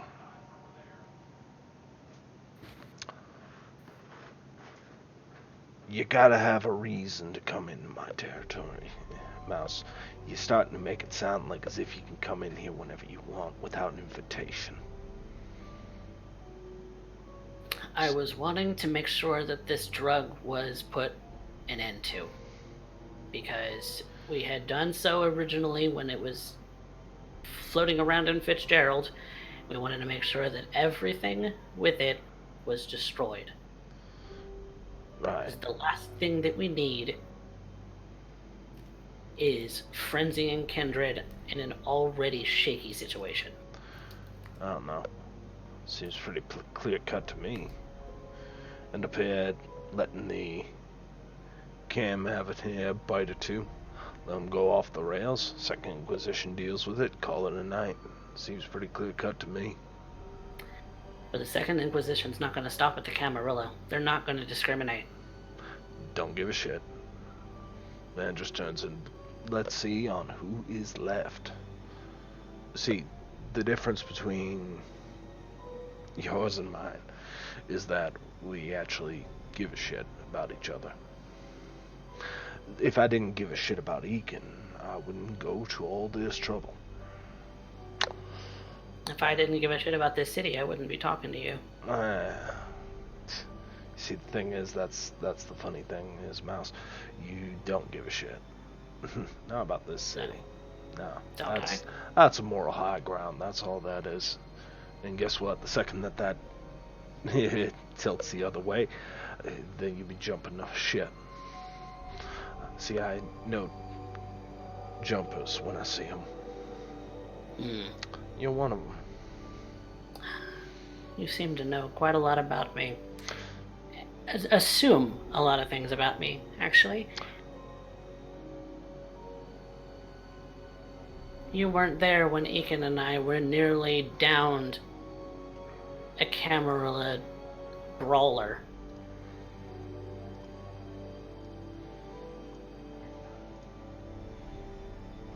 That Samantha chick who was bothering all of you? She's not in the ground. We sadly couldn't get rid of her completely, but she was downed pretty hard. And I am pretty sure she's going to be recovering at least a week.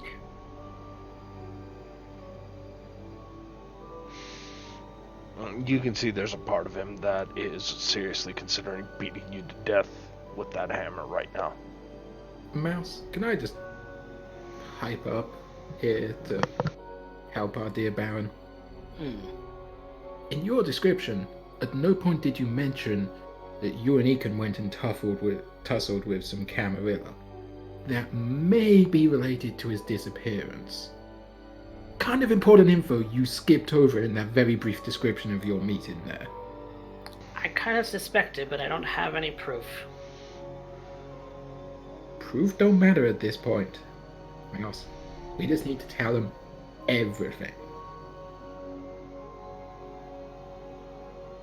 Because I quite like my kneecaps, and I don't want to have to say pineapple.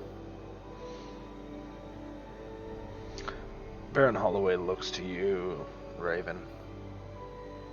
His head tilts to the side at the mention of pineapple.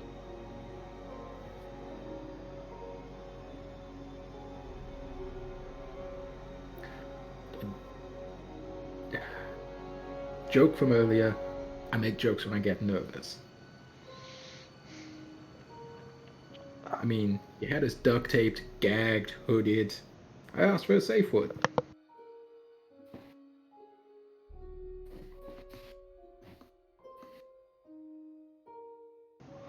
But yeah, I suspect that the Camarilla is behind his disappearance. Because they were interested.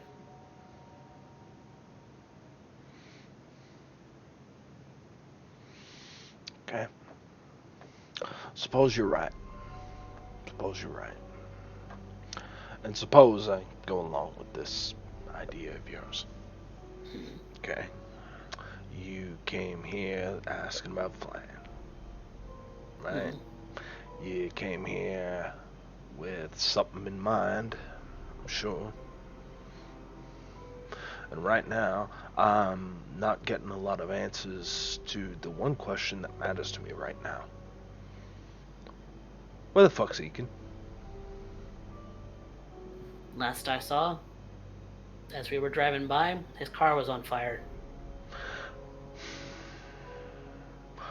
Roll me a charisma persuasion, please. Oh, this is gonna go well. I'm gonna get my face punched.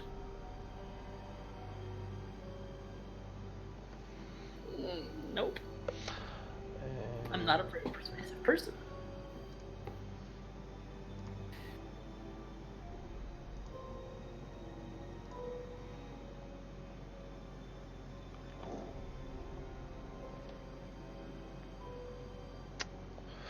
And that's a crit, so that's 7, 8. So you're going to take 4 superficial damage as he literally brings the ball-peen hammer down square right into the side. You try and turn your head to the side and cracks you. You can feel your skull poking your own brain at this point. okay? He winds up for another one. It's the truth. Which, again, you didn't tell him, Mouse. Why was his car on fire? I don't know. Somebody lit it on fire. I don't know. I didn't see that part. Where? Where was his car on fire? Like, I don't know, 3 blocks, 4 blocks from where we were talking. Okay. We go back there. We investigate. We might find something. That's the last place. If you're the last person to see him and that's the last place you saw him and his car was on fire, and that's the last place we've got to investigate. Because as much as I would enjoy seeing You our both dear friend here investigate. Beetlejuice, You both investigate. No. First of all, I have no idea who the fuck you are. Okay? Outside of this chance meeting. And you little shit, been nothing but trouble since day fucking one. As far as I'm concerned, you both go. I lose a lot of headaches right now.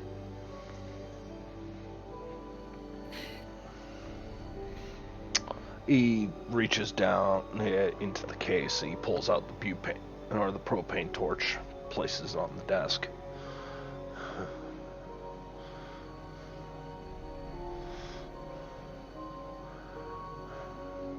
Now, where'd you say this car was?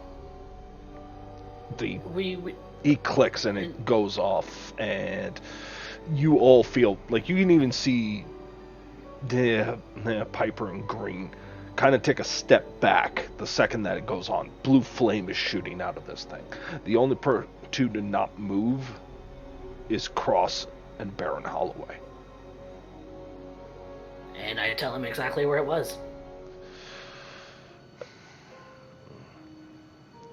You can see that he's kind of just takes the ball peen hammer and he's starting to just heat up the ball peen end of it.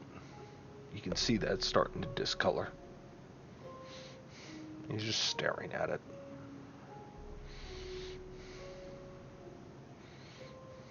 It's the truth. Just.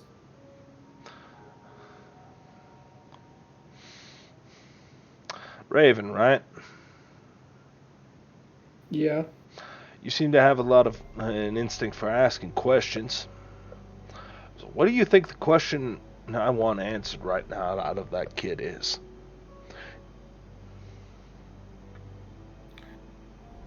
I mean, the number one is, why didn't he stop to help his newfound friend Deacon? It was obvious there was some shit going down.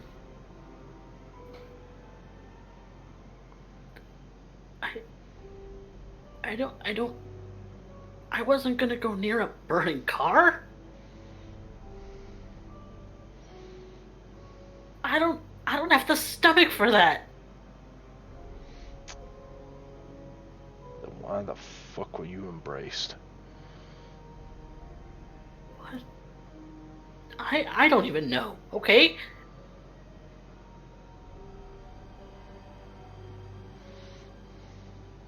I'm useful, that's why, I guess. You gotta give the boy some credit. He had the stomach to sell his old man up the river. He kind of turns and raises a brow. Come again.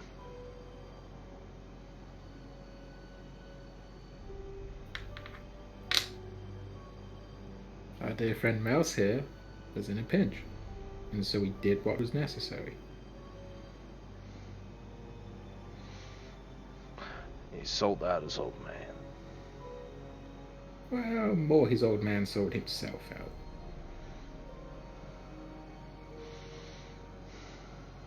Way I tell it, or the way I hear it, Guller was about to be responsible for a very big breach that would have pissed off a whole lot of people. Not even to hurt the Camarilla either.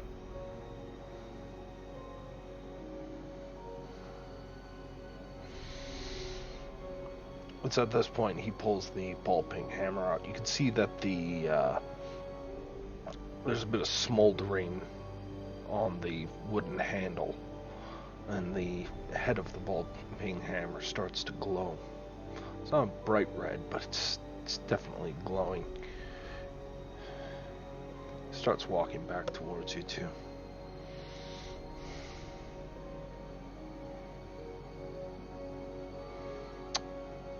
Eeny, meeny, miny. Oh, just hit me and get it over with.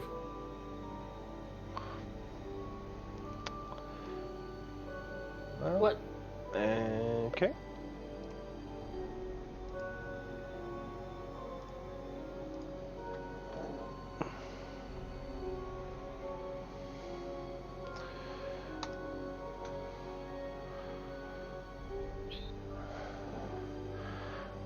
That is going to be, yeah, let's see here. So 2 of those are going to be, aggravated, and then it turns into the 4 are going to be superficial. So that's going to be 2 and 2. And he's not kind about it. He actually literally cracks you. He's not going for the head. Instead, he goes for that collarbone area, where it gets to dig into the ribs and really uncomfortably close to the heart.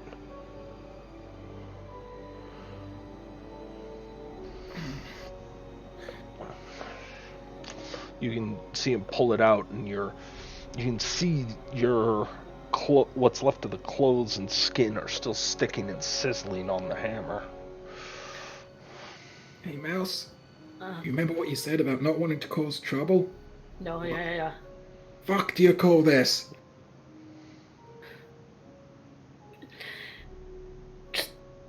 I'm telling the truth. Just stop. You're not telling the whole truth, Mouse. Jesus Christ. That stings. Fuck. I didn't even know it could sting anymore.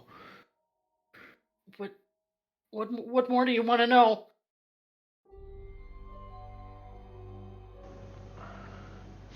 He kind of crouches a little lower just to get to level with your face. Same question I started this conversation with.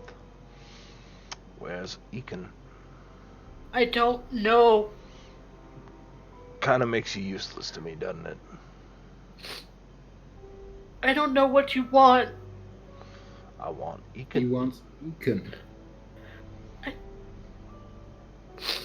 See, The only thing I know is that Coulter and his sire were the ones helping him, like, deliver stuff. They didn't know anything.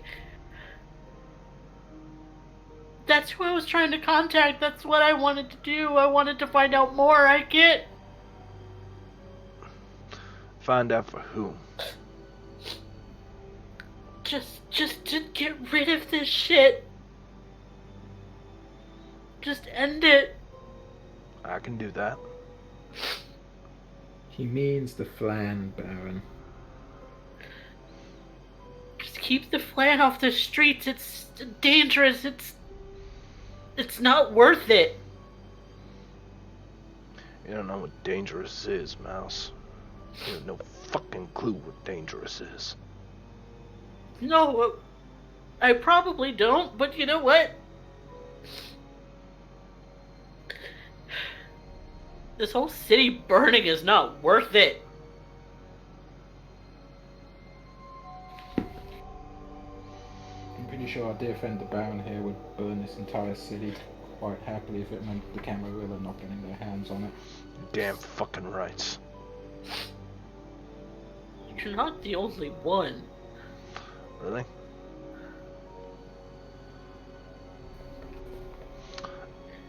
Tell you what, kid. I'm gonna cut you a break. He looks to Cross, and Cross pulls a knife and he nods. Just stop. You spilled your guts enough, kid, so I'll tell you what. He places this broiling hot hammerhead on your lap, Raven, and the chair is not budging. You try and struggle, but if you fall the wrong way, that thing might just land someplace even worse. You can feel your skin cooking through your jeans. Just stop it, just stop it, And stop it.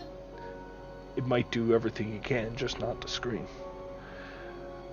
It's at that point, this woman you've never met comes over to you.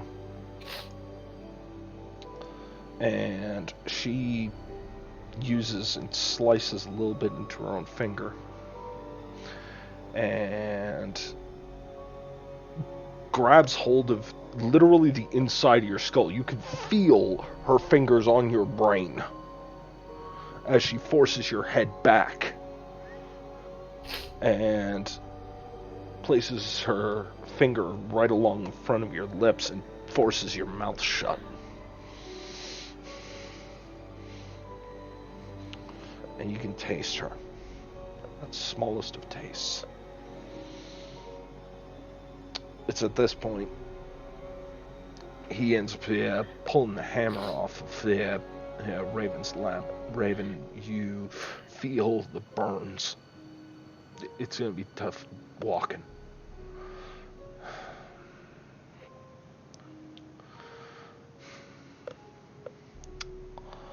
So I'll tell you how this is going to go. Yeah, Mouse. I know who your daddy is. Seems like everybody does. And you sold him up the river.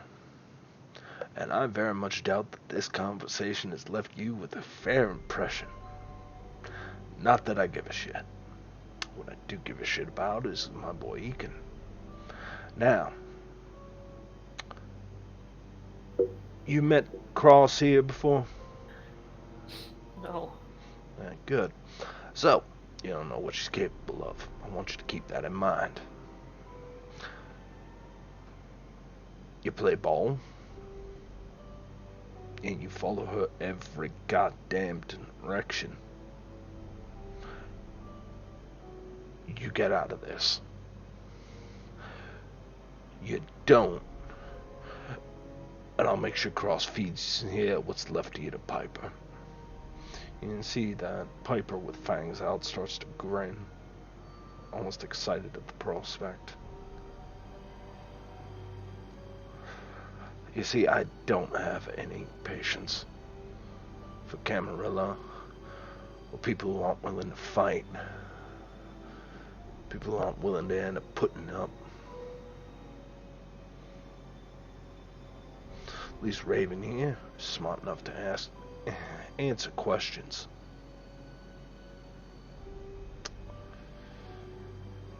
The Flan comes into the city. Camarilla will, one way or another, be enjoying the last high they ever did. Second Inquisition mops it up. We keep a few decades being quiet, and everything comes out peachy. And nobody wants to end up coming to a city where an epidemic might end up making you fly off the handle. Suddenly we don't have any new blood coming in. I can use a few decades of quiet. What do you think, Mr. Green? Yeah, I think we can end up doing that. Piper? Sounds delicious. Cross? She nods her head. Fantastic. See, Mouse, I don't pull punches. And I would rather go swinging. And I would sooner have this entire place burned down, much like Raven said, than ever let Camarilla in this city again. Came out, took it away from the Sabbat. Sure as shit not handing it to no fucking ivory tower.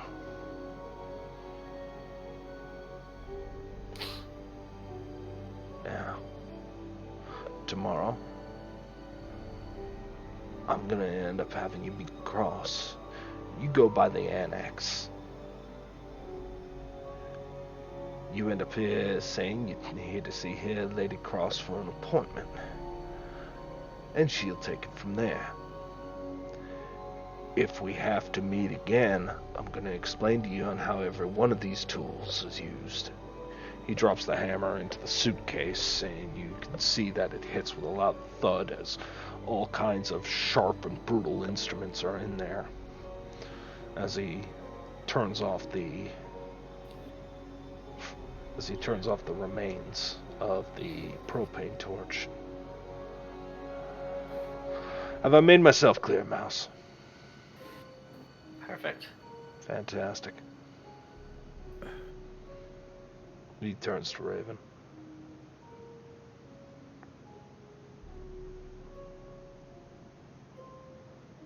I'll let you keep... Go ahead.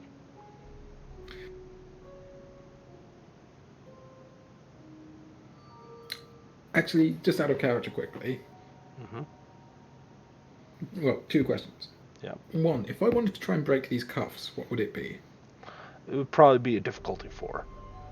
It's pretty But tough. like, what would the roll be? Strength brawl? That would be strength athletics.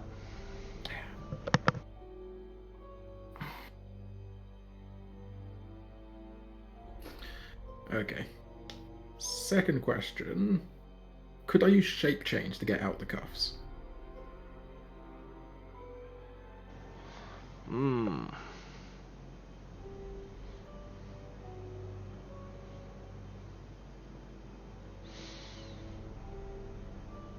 I can see you doing that, yeah. I can see you doing that. You're effectively making your paws smaller, so you might... But Raven's wrists aren't that thick, so... Might not help. I guess the best way I can describe it is a Dex Larceny +2.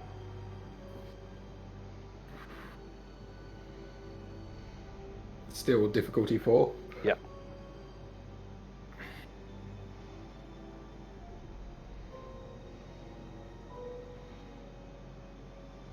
I want to try it. So, rouse check to shape change.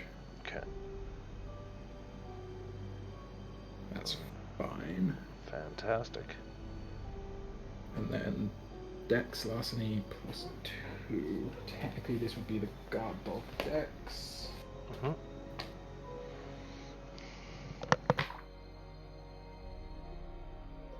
hope I'm making the right call on this, but we will find out.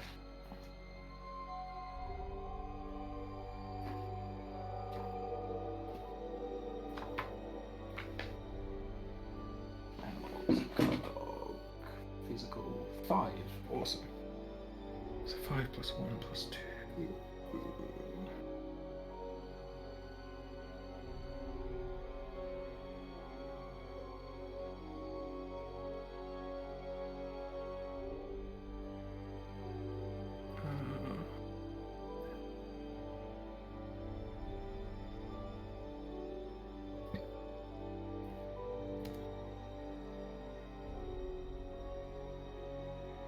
Wow, okay, so I've actually got a fair amount of dice for this. There's a good chance of it succeeding.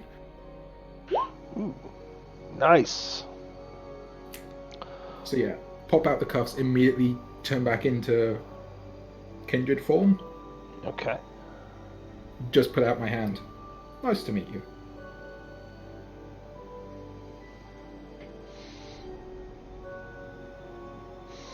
He looks at you for a second. You see that he was about to reach for something behind his back. You're not sure what. And then, as soon as you pause,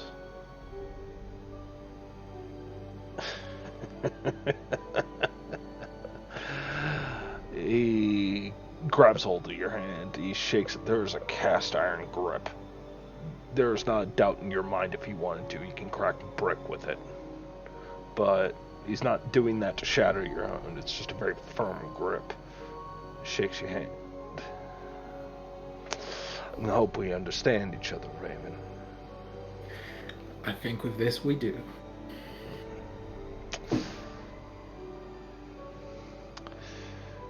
You keep this one out of trouble. Make sure he keeps his appointments. As I said, I'm currently the babysitter. Good. Then you wouldn't mind. He looks across as she comes up and gestures with her cut finger. You can see, without pinching the finger or anything, just a small droplet of blood starts to form where the wound is. We're all playing for the same team, right? I mean, we are, but... Mr. Green, can you guarantee that that won't be necessary due to a certain thing that's already in your possession? Raven, why don't you inform everybody on an out-of-character level exactly what's going on here? Because you and Mr. Green do, in fact, have a history. We do, on an out-of-character level. Mr. Green runs a certain club that Raven was at, and has evidence that Raven and Michelle were a thing, which Raven is quite keen to keep quiet. However, Raven would rather that info become public knowledge than potentially get a blood bond. Roll me a charisma persuasion.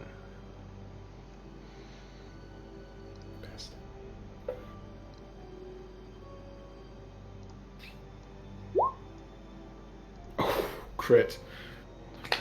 4 successes. Nice.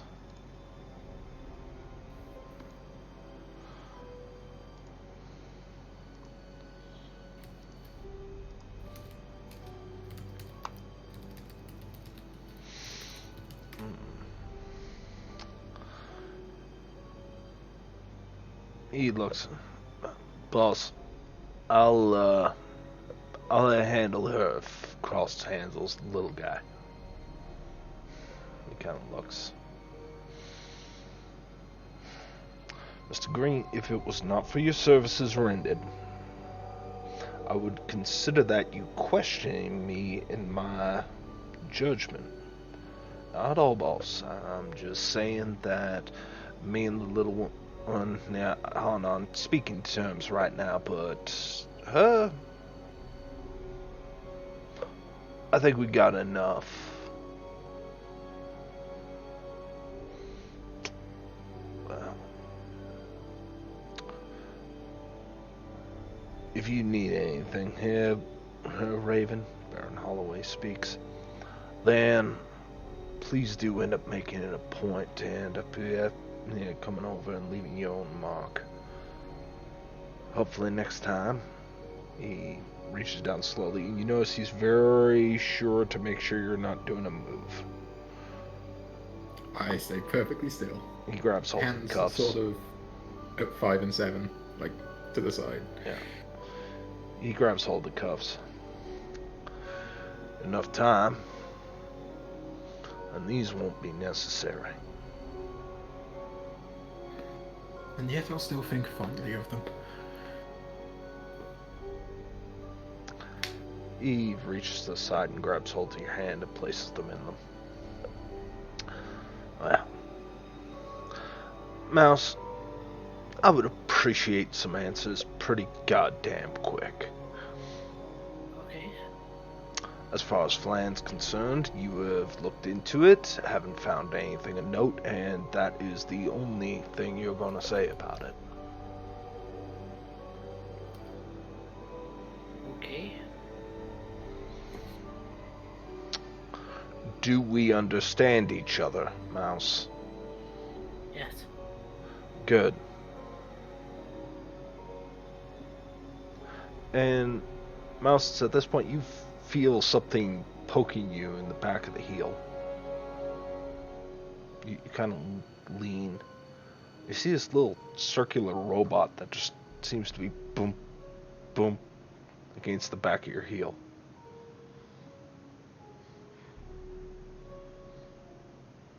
Are we talking like a Roomba?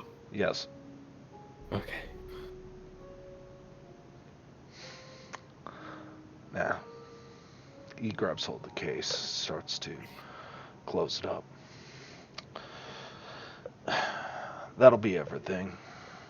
If you have any questions, you can talk to Miss Cross. Yeah, I'd rather you not disturb Mr. Green. And Kate, you got that thing rolling? Yeah. Look, when it's all said and done, nobody's gonna want to be down there. Fantastic. He starts to roll out and closes the door behind him. It's at this point, Raven, you end up seeing Mr. Green, stop Kate from putting a hood on your head, and he grabs hold of it. Excuse me. He gestures like he's going to do this in front of you, not just black bag you like what happened last time. Mouse, you don't get that courtesy. Cross is forceful, right over the head. And unless anybody wants to make a break for it, I'm double checking. Nope. Mouse is a little too chicken right now. I think now is a perfect time to have a break.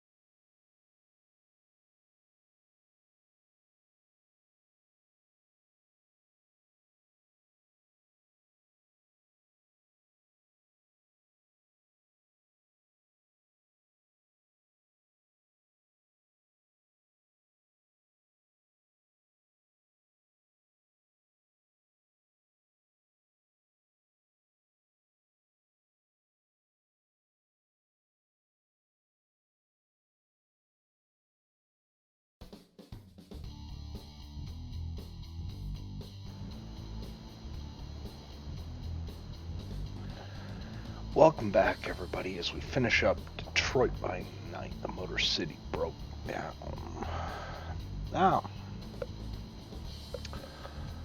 after Raven and Mouse have met with Baron Holloway and them understanding exactly who they're dealing with when it comes down to the deadhead Baron, well, let's just to say things took a turn for the odd. Especially when Raven decided to post being horribly burned and mashed, decided to shake the Baron's hand after slipping out of her cuffs.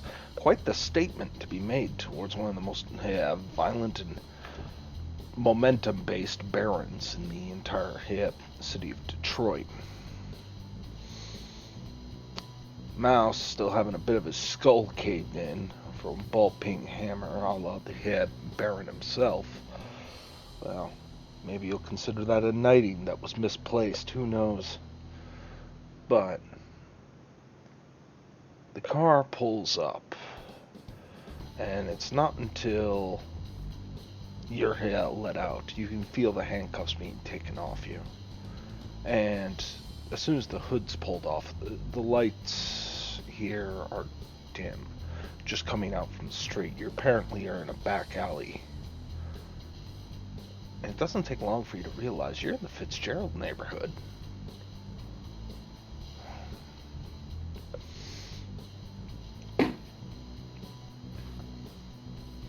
You can see Cross, Tyler Green, and Kate. All of them are, well, they seem to be here looking at you.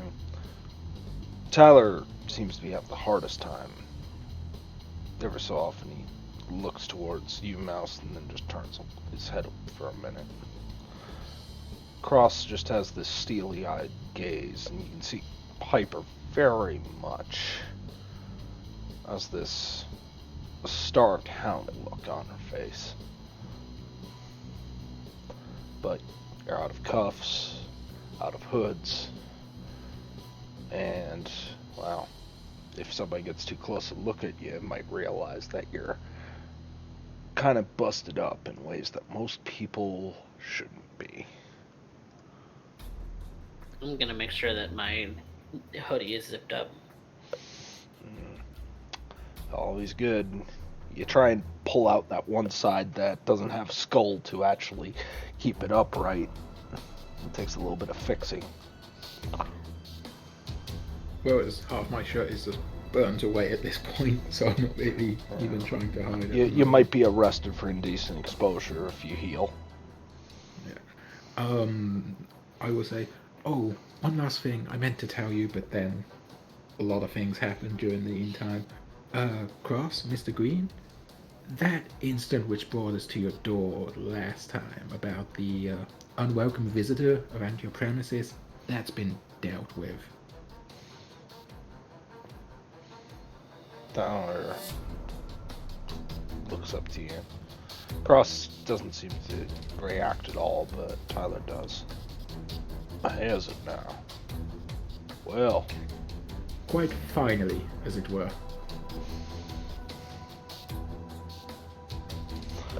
appreciate that, Miss Raven. Then I would say,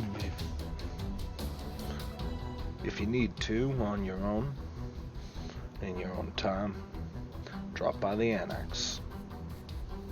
We might have business to discuss then. Something I think you might like. I look forward to it. Good. Don't be too tardy. Opportunities seldom wait. I know that one all too well.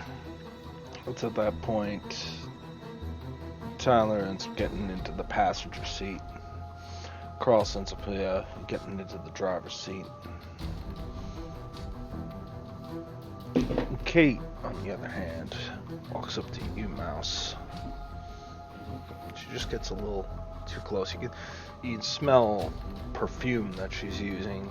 You can see that her makeup is quite finely applied, but she's very much got this kind of biker chick look going on. She kind of leans over your shoulder as though to whisper something to you. But all you hear is a deep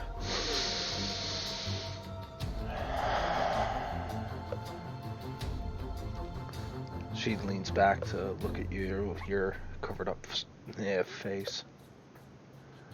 I look forward to seeing you real soon. She kind of licks her teeth. Starts to step away. Enter into the back of the car. She never takes her eyes off you. Like she's walking away from a delicious ham. They drive off. That's creepy. That was fun. Right, I need to go eat so I look less like a burn victim. You coming along? Sure. That was not what I expected to happen. No, I know that. That's why I'm not angry at you over ruining my jacket. It wasn't your fault that we got abducted and I got tortured to save your sorry ass. You're welcome, by the way.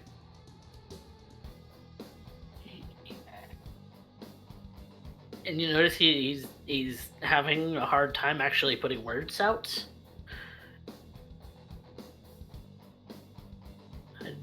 Let's just find something to eat. I'll get you back for your jacket. It's fine.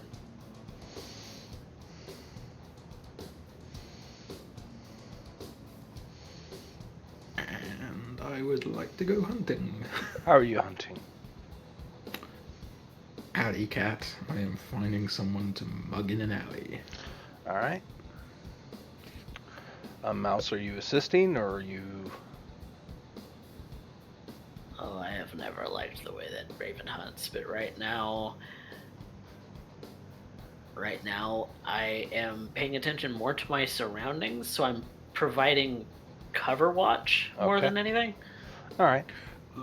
Actually, before I do that, I would like to rouse the blood to at least try and heal 1 point Okay. of aggravated. Aggravated or superficial? Remember, I'll start you had aggravated. two so aggravated requires 3 rouse checks. Yeah. Okay.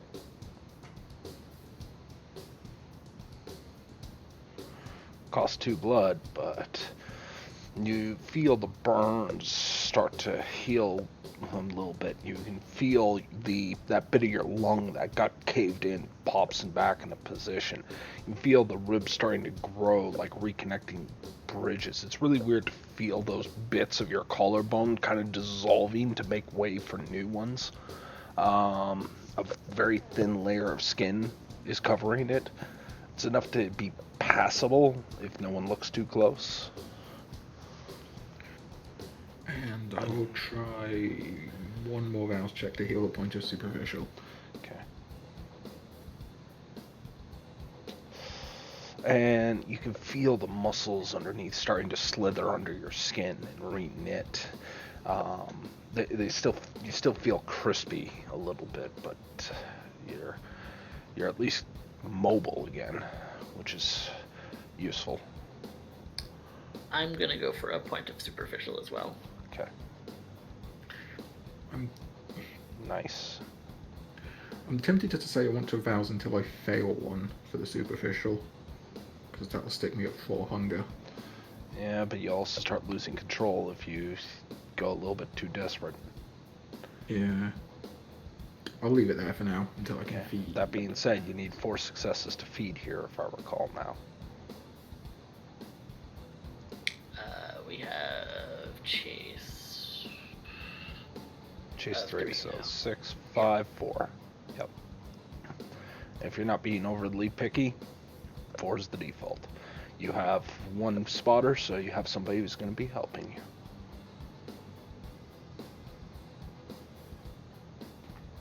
Raven will not be picky. Okay. So, strength plus brawl.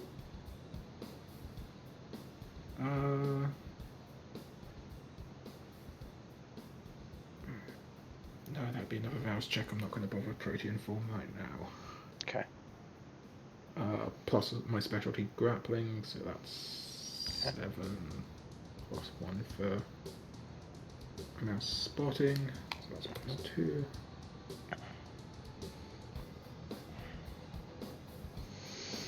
Nice. High or low, Raven? Hi. Okay.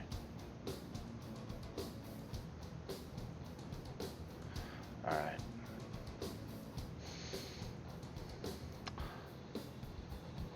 Raven, you find a couple of people. Doesn't seem like much. Mouse, you know the type. You know, hell, you're pretty sure you fed off that guy last week. You know, the guy was strung out on methamphetamine earlier. They seem to be discussing something and soon part ways. The individual who Raven's Eye is currently on the other hand, he seems to be here quite pleased with himself. Shorter man, little pudgy, got a bit of a dad gut, and he is starting to walk back towards his car.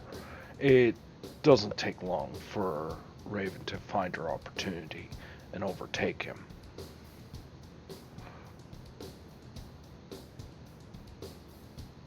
Raven, you put this man's head right into the concrete. He's dazed, he's confused. What do you do?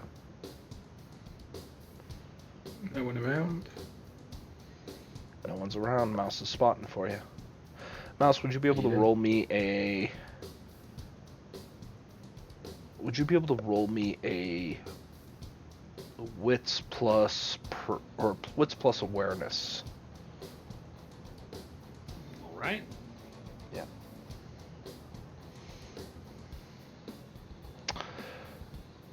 Mouse, when this guy goes down, yeah, he's got a bit of cash on him, but the inside of his jacket's open, and you can see he's packing a lot more than, you know, just a few weed bags. This guy has a small treasure trove literally under his jacket. A heavy dealer. That's probably not the thing that caught your attention, though. Oh, Can you guess? a red armband? No. Something piece? inside of his jacket. Does it begin with an F and end with an N? Yes.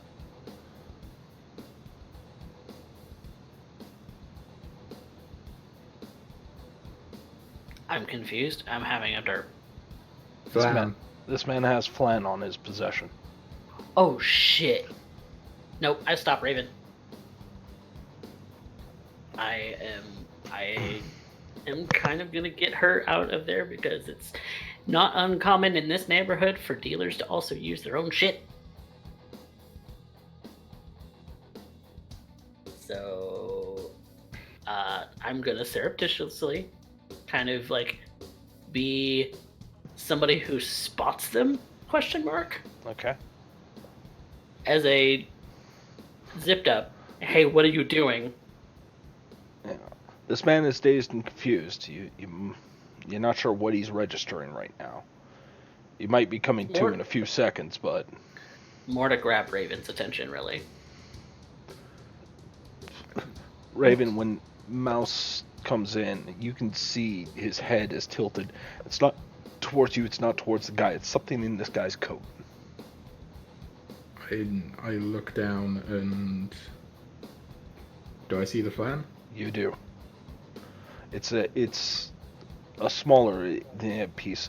What you notice about this is you remember the patches earlier from Dr. Kill. This is a very small patch, you know, probably not more than the size of a Band-Aid. But you see it zipped up in a small Ziploc bag. Now, whether he's using or not, to you, but Raven seen what this shit does. She can't take that risk. more importantly, you've already seen him deal.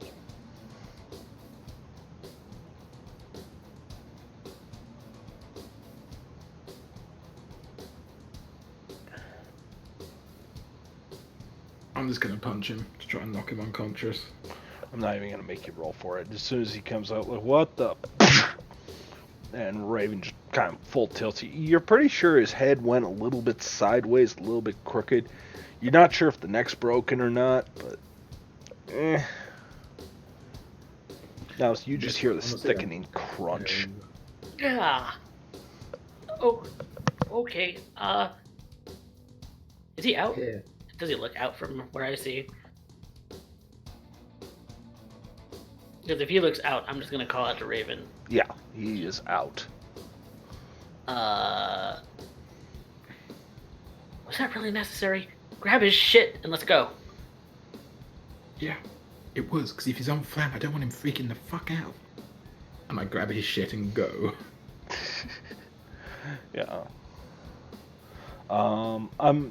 To describe his collection is like a smaller version of Fear and Loathing in Las Vegas. You know, salt shaker half full of cocaine, quart of beer, quart of rum. You know, but you start to make your way down the alleyway, and you get out of sight. Shit's already distributing. Such a better place you've made here.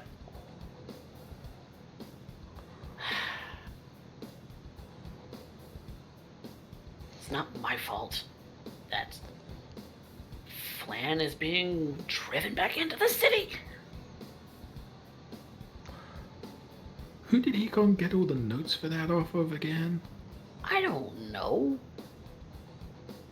Wouldn't I it know? have to do with anything when a boat sunk?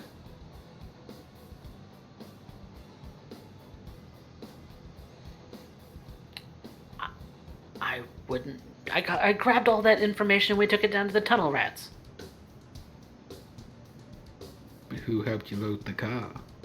This is what you told me, Mousy Boy. Yeah. Didn't even think that there was Flan information on that boat. I thought maybe that was, stifled when we took out Kill.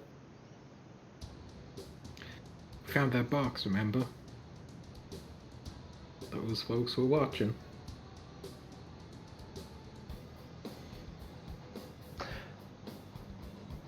Now are you gonna judge me for my feeding time? Because it's safer. High or low? Which one of us? Don't matter. High. Hi. Okay. All right. So, it's at this point you see something very, very odd. As you're discussing this, way down in the alley, you see something. It appears to be a young woman walking on her own in the street, dead of night. And she seems to be turning down the alleyway and starting to walk down it. She doesn't seem to be paying much attention to you. She's not familiar at all, is she? She's not familiar. Definitely not dressed like she belongs to this neighborhood. But most specifically, she's carrying a case.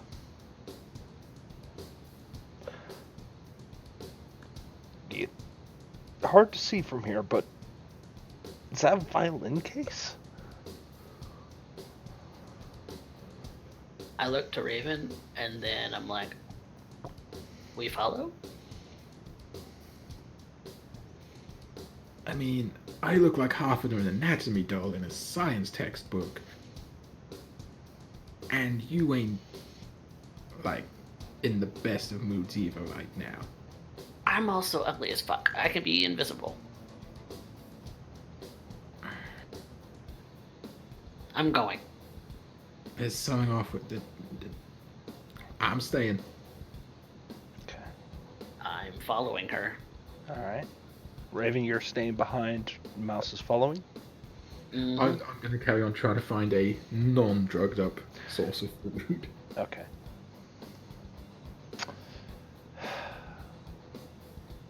So to be clear, every time you feed in the Fitzgerald neighborhood now, unless it's something that obviously couldn't, it's that type of neighborhood, you're going to be taking a high or low. And depending on what region in the city, you'll also probably find it there. Oh, big booty butts. That being said, we're going to first start with Raven.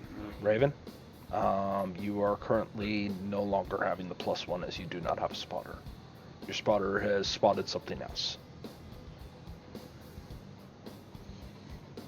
So that's still... Still looking for 4 Strength. successes. And +1 for grappling. Still nice. High or low?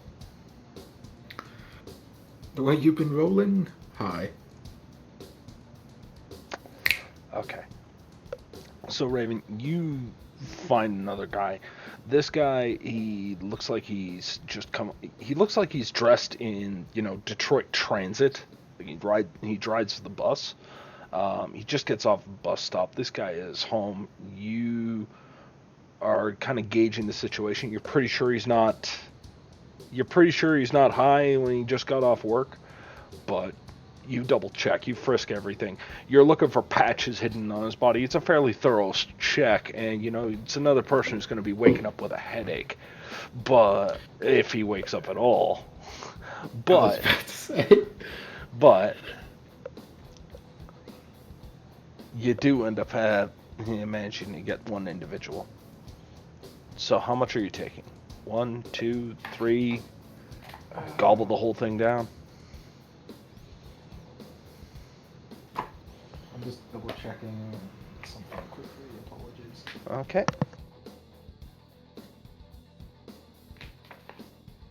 That's not what I need.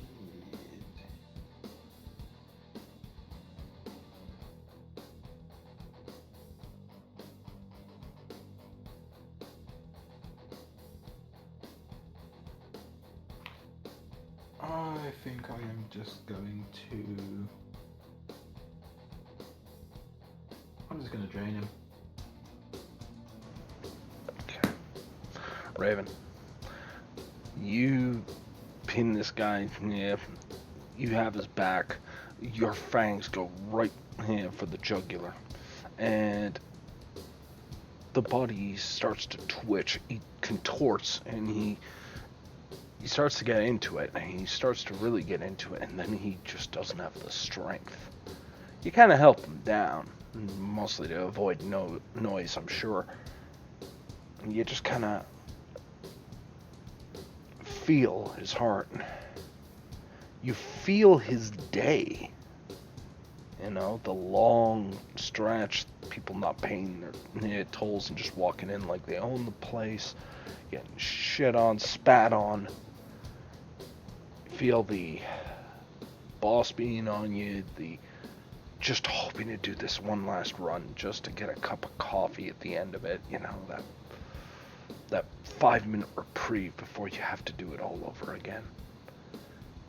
And you continue on and on. Mundane life.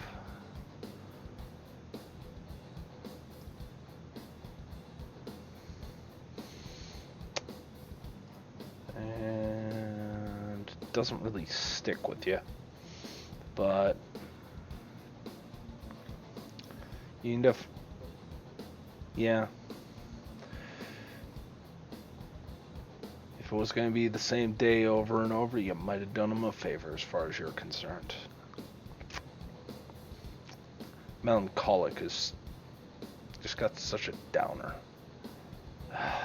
But his body is cooling. I guess the question now is, what do? Now you're leaving a body in Fitzgerald. No, I'm gonna spend the time to hide the body. Okay, how are you hiding it?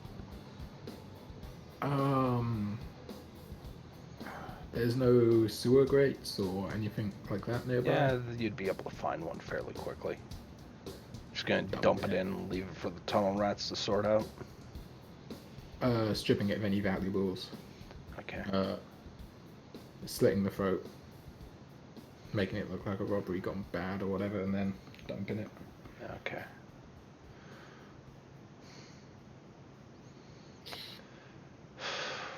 At least you feel better. Take 2 stains.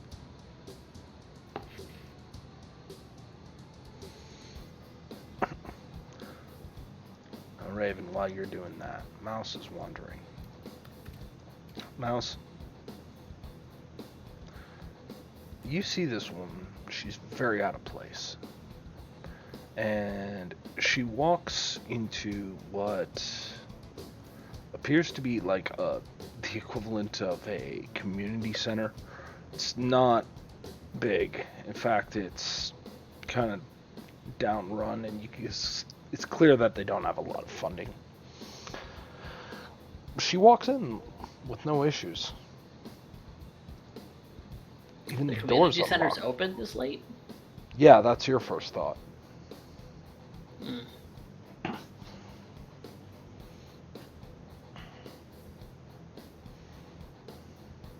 When I peek inside the windows, are there lights on? Are there other people there? There are other people there. There are a bunch of people sitting in chairs. You can see a Tassimo plugged in on the corner on a rickety stool. Sitting amongst a bunch of books.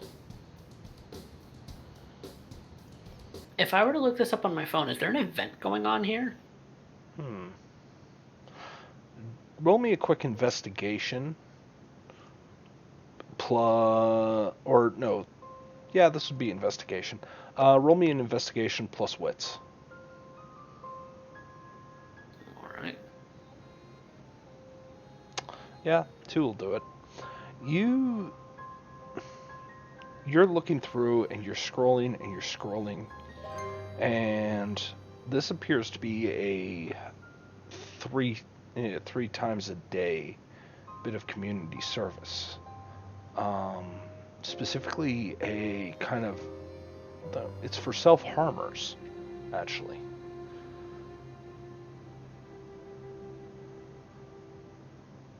It's a support group.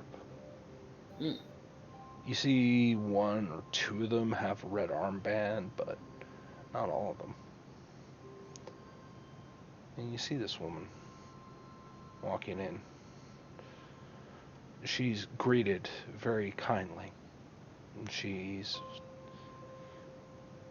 gently starts to end up hugging each one of them very softly. You observe for a moment. Eventually, she takes one of them away. And then she returns without the other individual and sits down. She talks, and the others laugh. There's something kind as she opens up the case. She starts to play this very melancholic tune. Soft.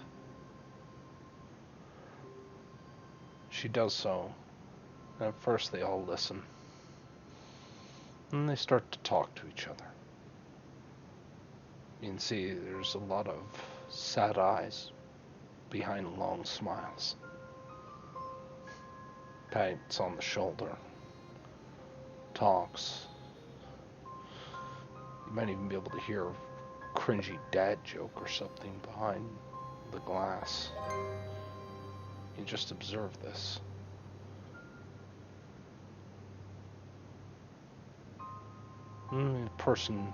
This woman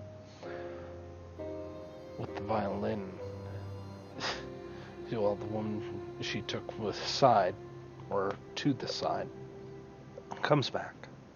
She's a little wobbly, but eventually takes a seat, and the violin stops. I want to sense the beast on the violinist. By all means.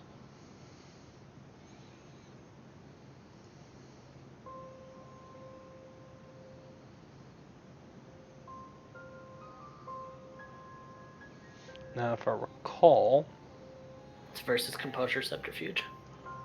composure subterfuge.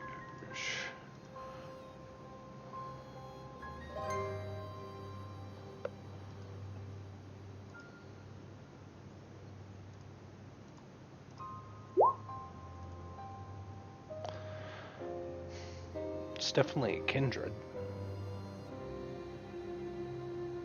Definitely.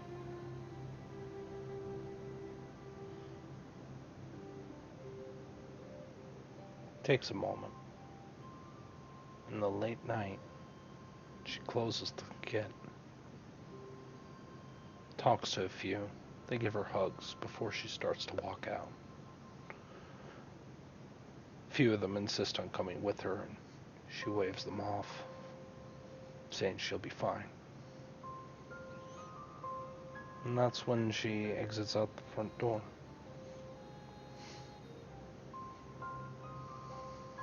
I kind of follow her a little bit until there's like an alleyway. She definitely takes an alleyway. Actually, kind of weird. She seems to be very comfortable in taking alleyways. You play beautifully.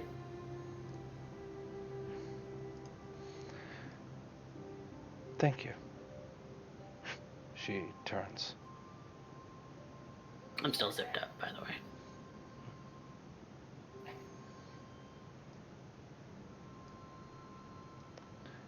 You're very young.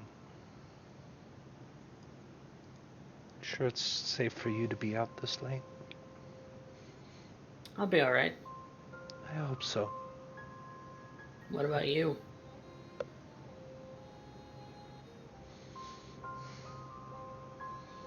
You know, I ask myself that a lot these nights. But that's why we have support groups, right? Make sure we're alright. Just be careful. There's a lot of people on some really weird stuff lately. She kind of raises a brow at you, like not fully understanding what you're talking about.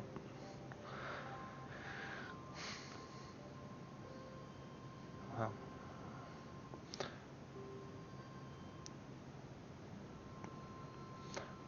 why are you outside right now? Shouldn't you be in bed? Go to Nope. school in the morning? I probably should get home. Well, she stops and places down this violin kit and pulls aside a very small purse, opens it up, and offers you a few bucks for the bus. You don't need to do that. I'll find my own way. I insist. Please. Feel better if you got home safe. It's a little safer on public transit. Thanks. You're welcome. What's your name?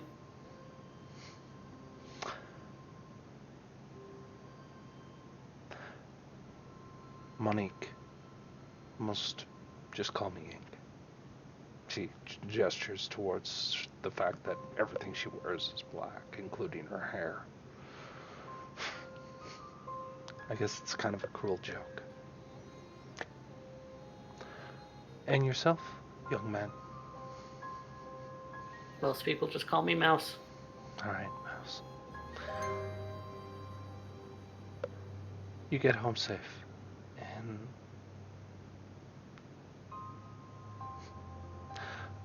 I hope you have a fantastic evening.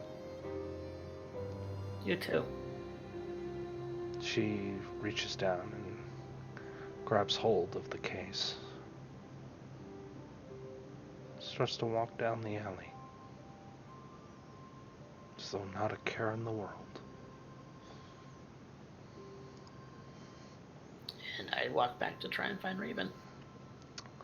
It'll take a little bit, but you two know the Fitzgerald neighborhood. It's not hard enough, or it's not that hard to find each other.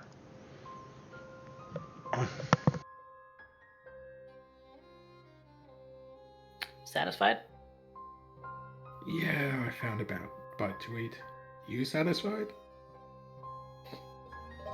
I wasn't really looking, but I could go for something. I don't know that I want to risk. I feeding mean, off a with the person. lady with the violin. What? What? Oh, yeah. She does community service. Found out. So.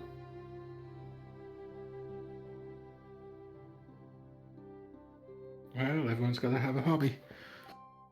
Everyone has a hobby. I could use a snack, though. I'm sure there's a Tibby or a Rover around here somewhere you could nom on. Probably.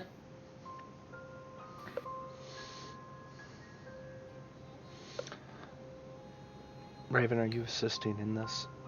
I'm assuming you are, since you're feeling a little bit more fit, you know. Yeah, I'll assist. Everything feels a little bit more mundane right now, you know.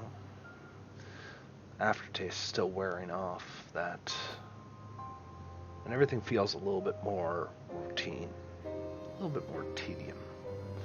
Mouse, you're going for animals then, outside of your normal purview, so we're going to add a +1, so you're going to need 5. Alright.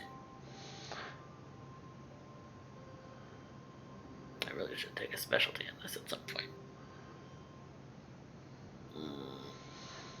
Now, you can succeed at a cost. What is the cost?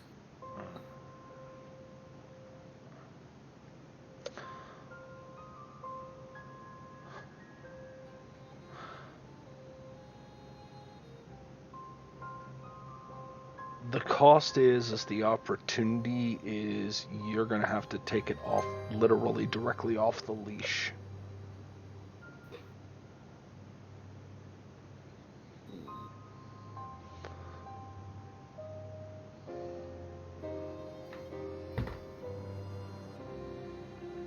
As in going into a yard and kidnapping the dog, or are we talking? So you're going to play the scene out.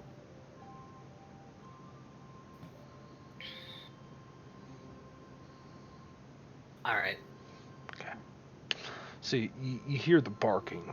Obviously, animals don't typically like kindred. Well, some do. And if I recall, you don't elicit that much of a reaction from most. No, I'm pretty good with animals typically. Yeah. You see you can end up seeing that the dog chases right up to the fence, and you can hear a tight chain collar.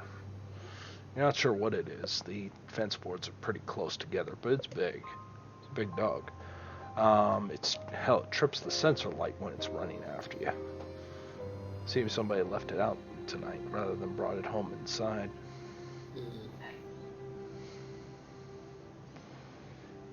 I don't like that there's an emotion light, but I will do my best to sneak into the yard. Okay. And find some place to feed and be quiet. Okay. You're going to try and be quiet while trying to wrestle this dog down to feed on it. So let's make this a strength stealth roll. I think that's the fairest way to do it. We're going to split the difference.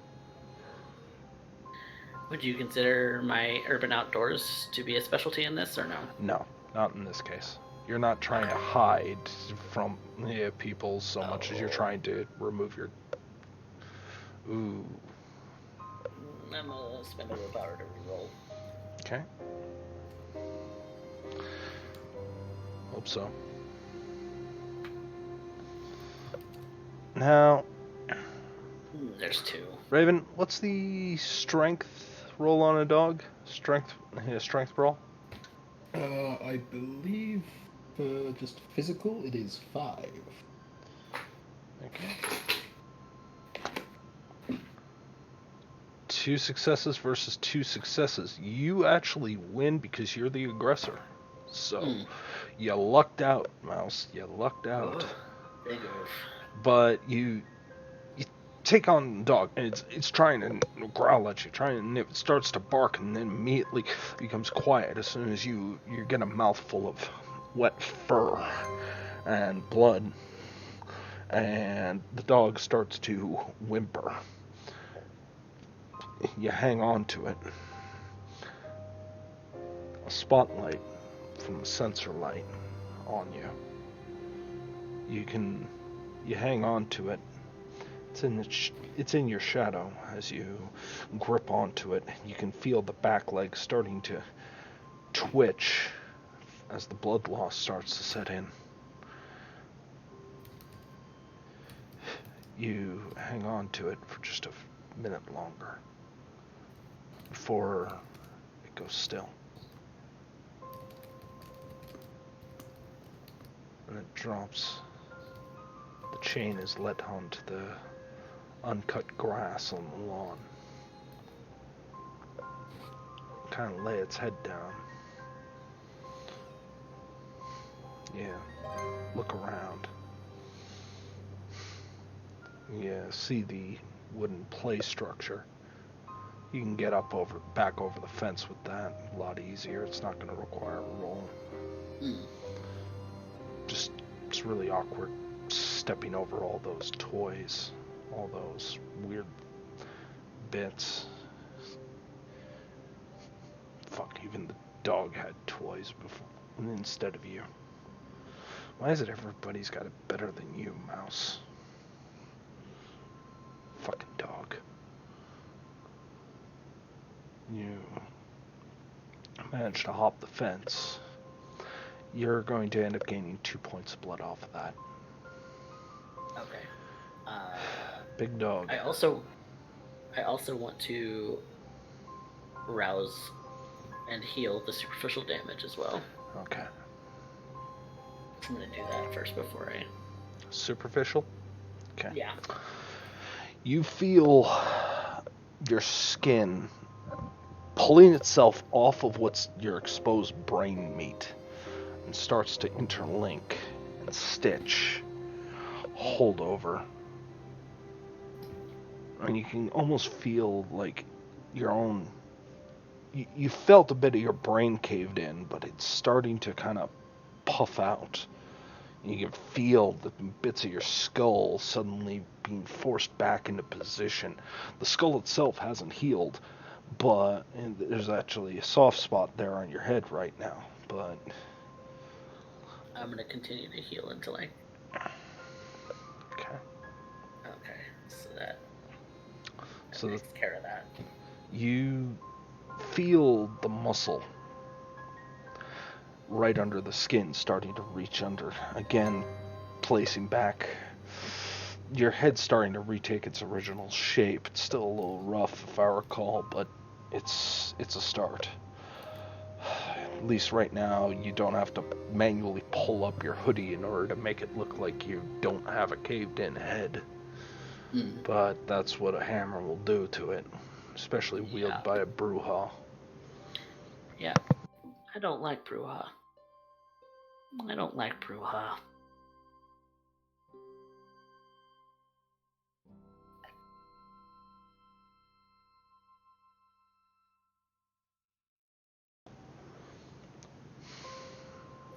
Then I head back to Raven.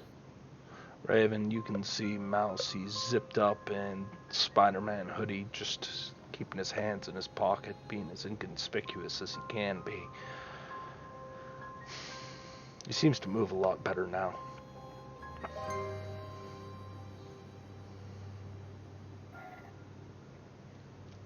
You good?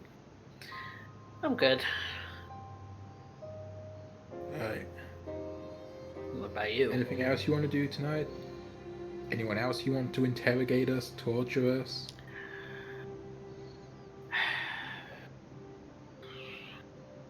No, that would be unadvisable. I did not like that. Did not like that at all.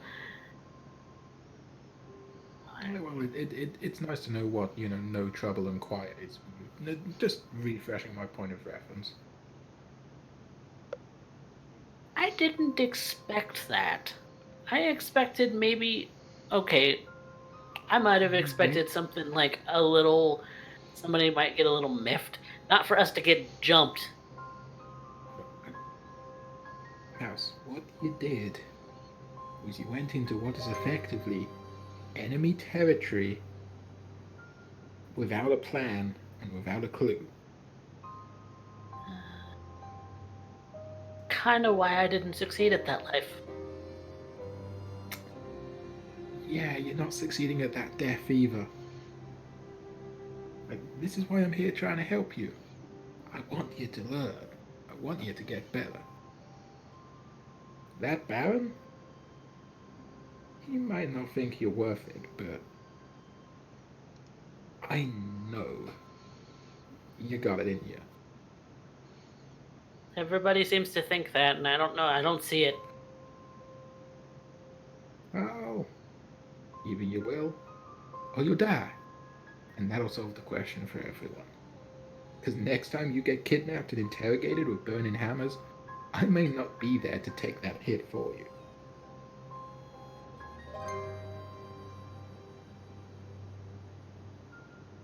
Noted. I think that is where this evening and this session will come to an end.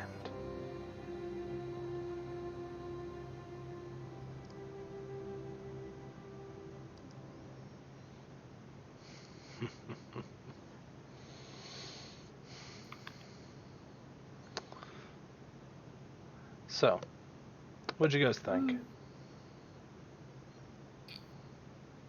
I now Fun. realize who Ink is. And I'm not gonna lie. For Raven, she wasn't interested, she was just hungry. For me, I am not pulling that thread right now. Oh, Jesus, no. As soon as I heard about the violin case, I'm just like, nope, nope, nope. Mouse is too curious. He's basically the embodiment of curiosity killed the cat. Can I reveal one slight thing, Derek? Shoot. If I'm correct in what I believe has just happened, congratulations, Mouse. You've met another member of the Camarilla. Oh, shitballs.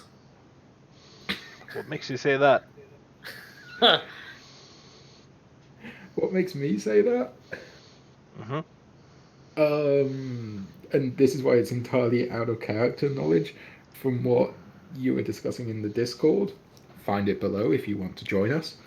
And just sort of putting two and two together because I've previously played in a Detroit game where in a bar owned by a certain Pride, there was a certain violin player.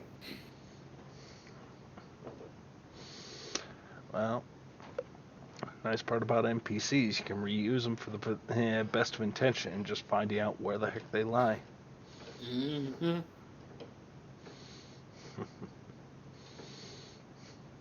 Some play with reckless abandon, others careful maneuvering, others just want to live their life. Or death, in this case. Who knows where it's going to end up. Still. Now, Mouse, just because I know you're going to fight me on this one, I'm not going to give you a stain for letting Raven take a shot to the chest cavity on your behalf. So we're gonna get the stains out of the way first. Raven? Mm-hmm. You have 2 stains from killing another individual. Rolling the dice. That's remorse. And you don't have a lot left. So it's the blank between the stains and the remaining humanities. That is correct. 3, 4, 5. So you should have 5 dice. Just need 1 to be a success. You only got one as a success. Jesus, Raven! Gotta what? make close. Always cutting it so close when you do make it. I mean, I'll be 100% honest. The only reason I spoke up and took that hit for you was because I was worried that Mouse wouldn't have lived through that hit. I don't think you could Mouse have. Mouse is at max 8 health at this point. Tough. He's a tough boy. Yeah. Still. But it's like you would have just torpid, and then I'm fucked because I'm not the one with the info. Yeah. Yeah. At that point, Raven is just an inconvenience and needs to be dumped in the river. Well, what's left? Probably vacuumed up, and then the Roomba is hucked into the river. I just had to. I'm sorry. The fucking Roomba, though. I thought like this is getting way too intense. We need a moment. And it's like the Roomba. Is it my turn yet? Is it my turn yet? It's like a kitchen knife taped to it or something. Roomba Wars. Or googly eyes. God.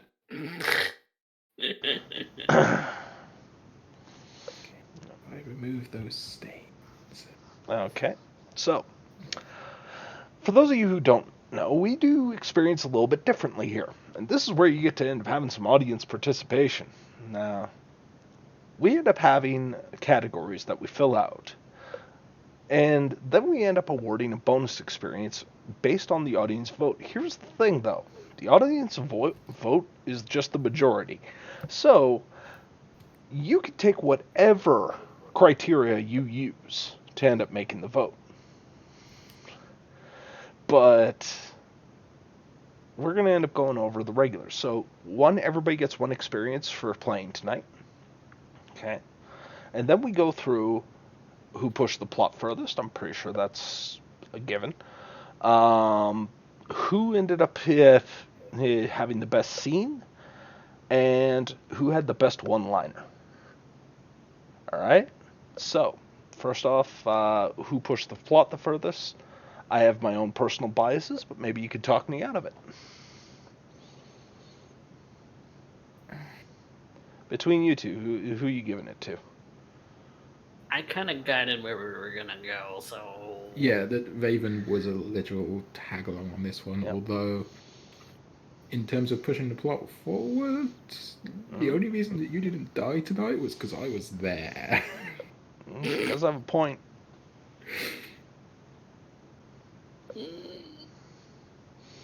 yeah, I'm gonna give it to Raven. Okay.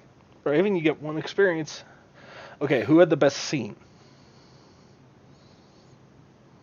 I Morta cried during the torture, just saying.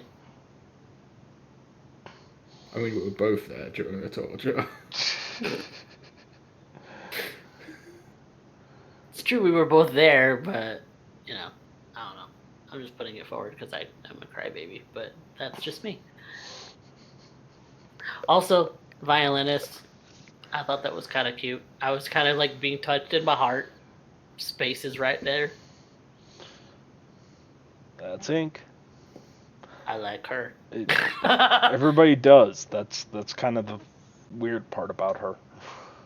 Everyone likes her, and then the screaming starts. And then the screaming starts, yep. Don't like ripples in the water. But you guys gotta make a vote. Who had best scene? I'll give it to Mouse. Give it to Mouse? What scene are you giving it to Mouse for? I think this sort of the amount they were in over their head during the interrogation scene. Okay. Like, poor Mouse. Just we love him. Yeah. I'm going, you brought this on yourself. I know If you I didn't did. see this coming, if this I was not a didn't, if this was not a possibility.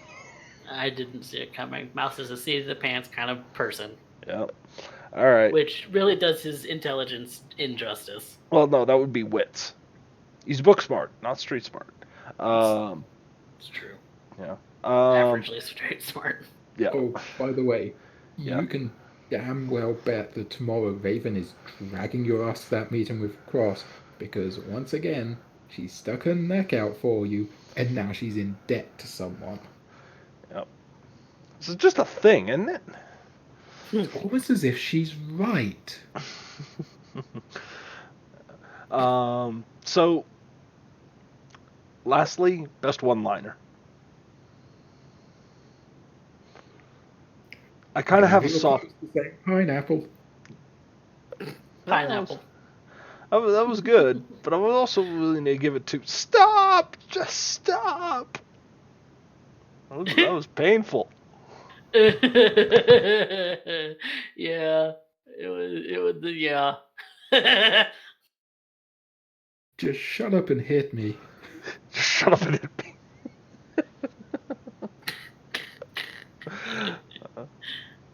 So, giving it to Raven then? Is that what I'm getting from this? Yeah, let's give it to Raven. Okay, Raven. Alright, and so that completes our set of experience. Now it comes down to the audience. Audience, who do you vote for in this? Again, don't matter if you just showed up, you could just throw a name in the hat between Raven and Mouse. You know, our two animal named kindred. The Rook and the Rodent. Yep.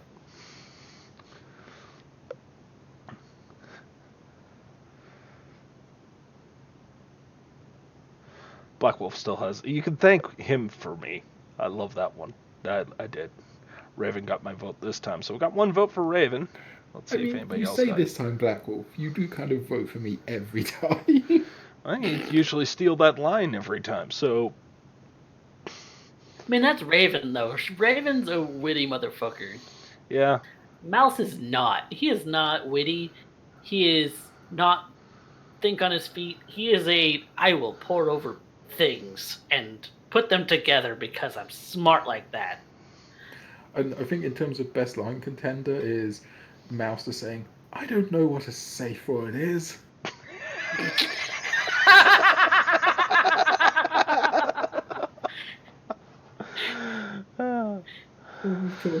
To be fair, I headcanon Mouse is asexual before his embrace, so he likely wouldn't have had any interest in porn at all. That's perfectly fair, but it was just like in the moment I was trying so hard not to burst out laughing. It just sideswiped me. So I'm just going to double check with the chat. Thantos, you got a vote since you're here? And Syart, do you guys have votes? It looks like Raven's clinching, unless I got a few other votes in. Gonna give him a second to respond. So any thoughts, concerns, questions, or anything like that about the session? I enjoyed it. Even though I was like ripped apart. You were hammered. That's the thing. Yeah. Yeah. Basically, the audience can decide which one of us gets a bonus point of XP for who you think performed the best today. Yeah. But yeah. Oh man. Yeah. And outside that, because we got 2 votes for Raven, so if Thantos ends up going against the grain, you puts Mouse back in the running. No, I think that's about it. So just to let everybody know, I'm going to close down the stream for about 15 minutes. Gives me enough time to, do some things. And then we're going to do... noms. Yep, get some noms. Do it properly this time. And, we got one for Mouse. And Sai, do we have a... Sai, Maddie, I got a few regulars in the chat. We do have a Volvo lurking somewhere. Yeah, Volvo. He'd give it to Mouse. I know he'd give it to Mouse just to spite me. He would. And if you piped up, I would count that vote. Maddie, who are you giving it to?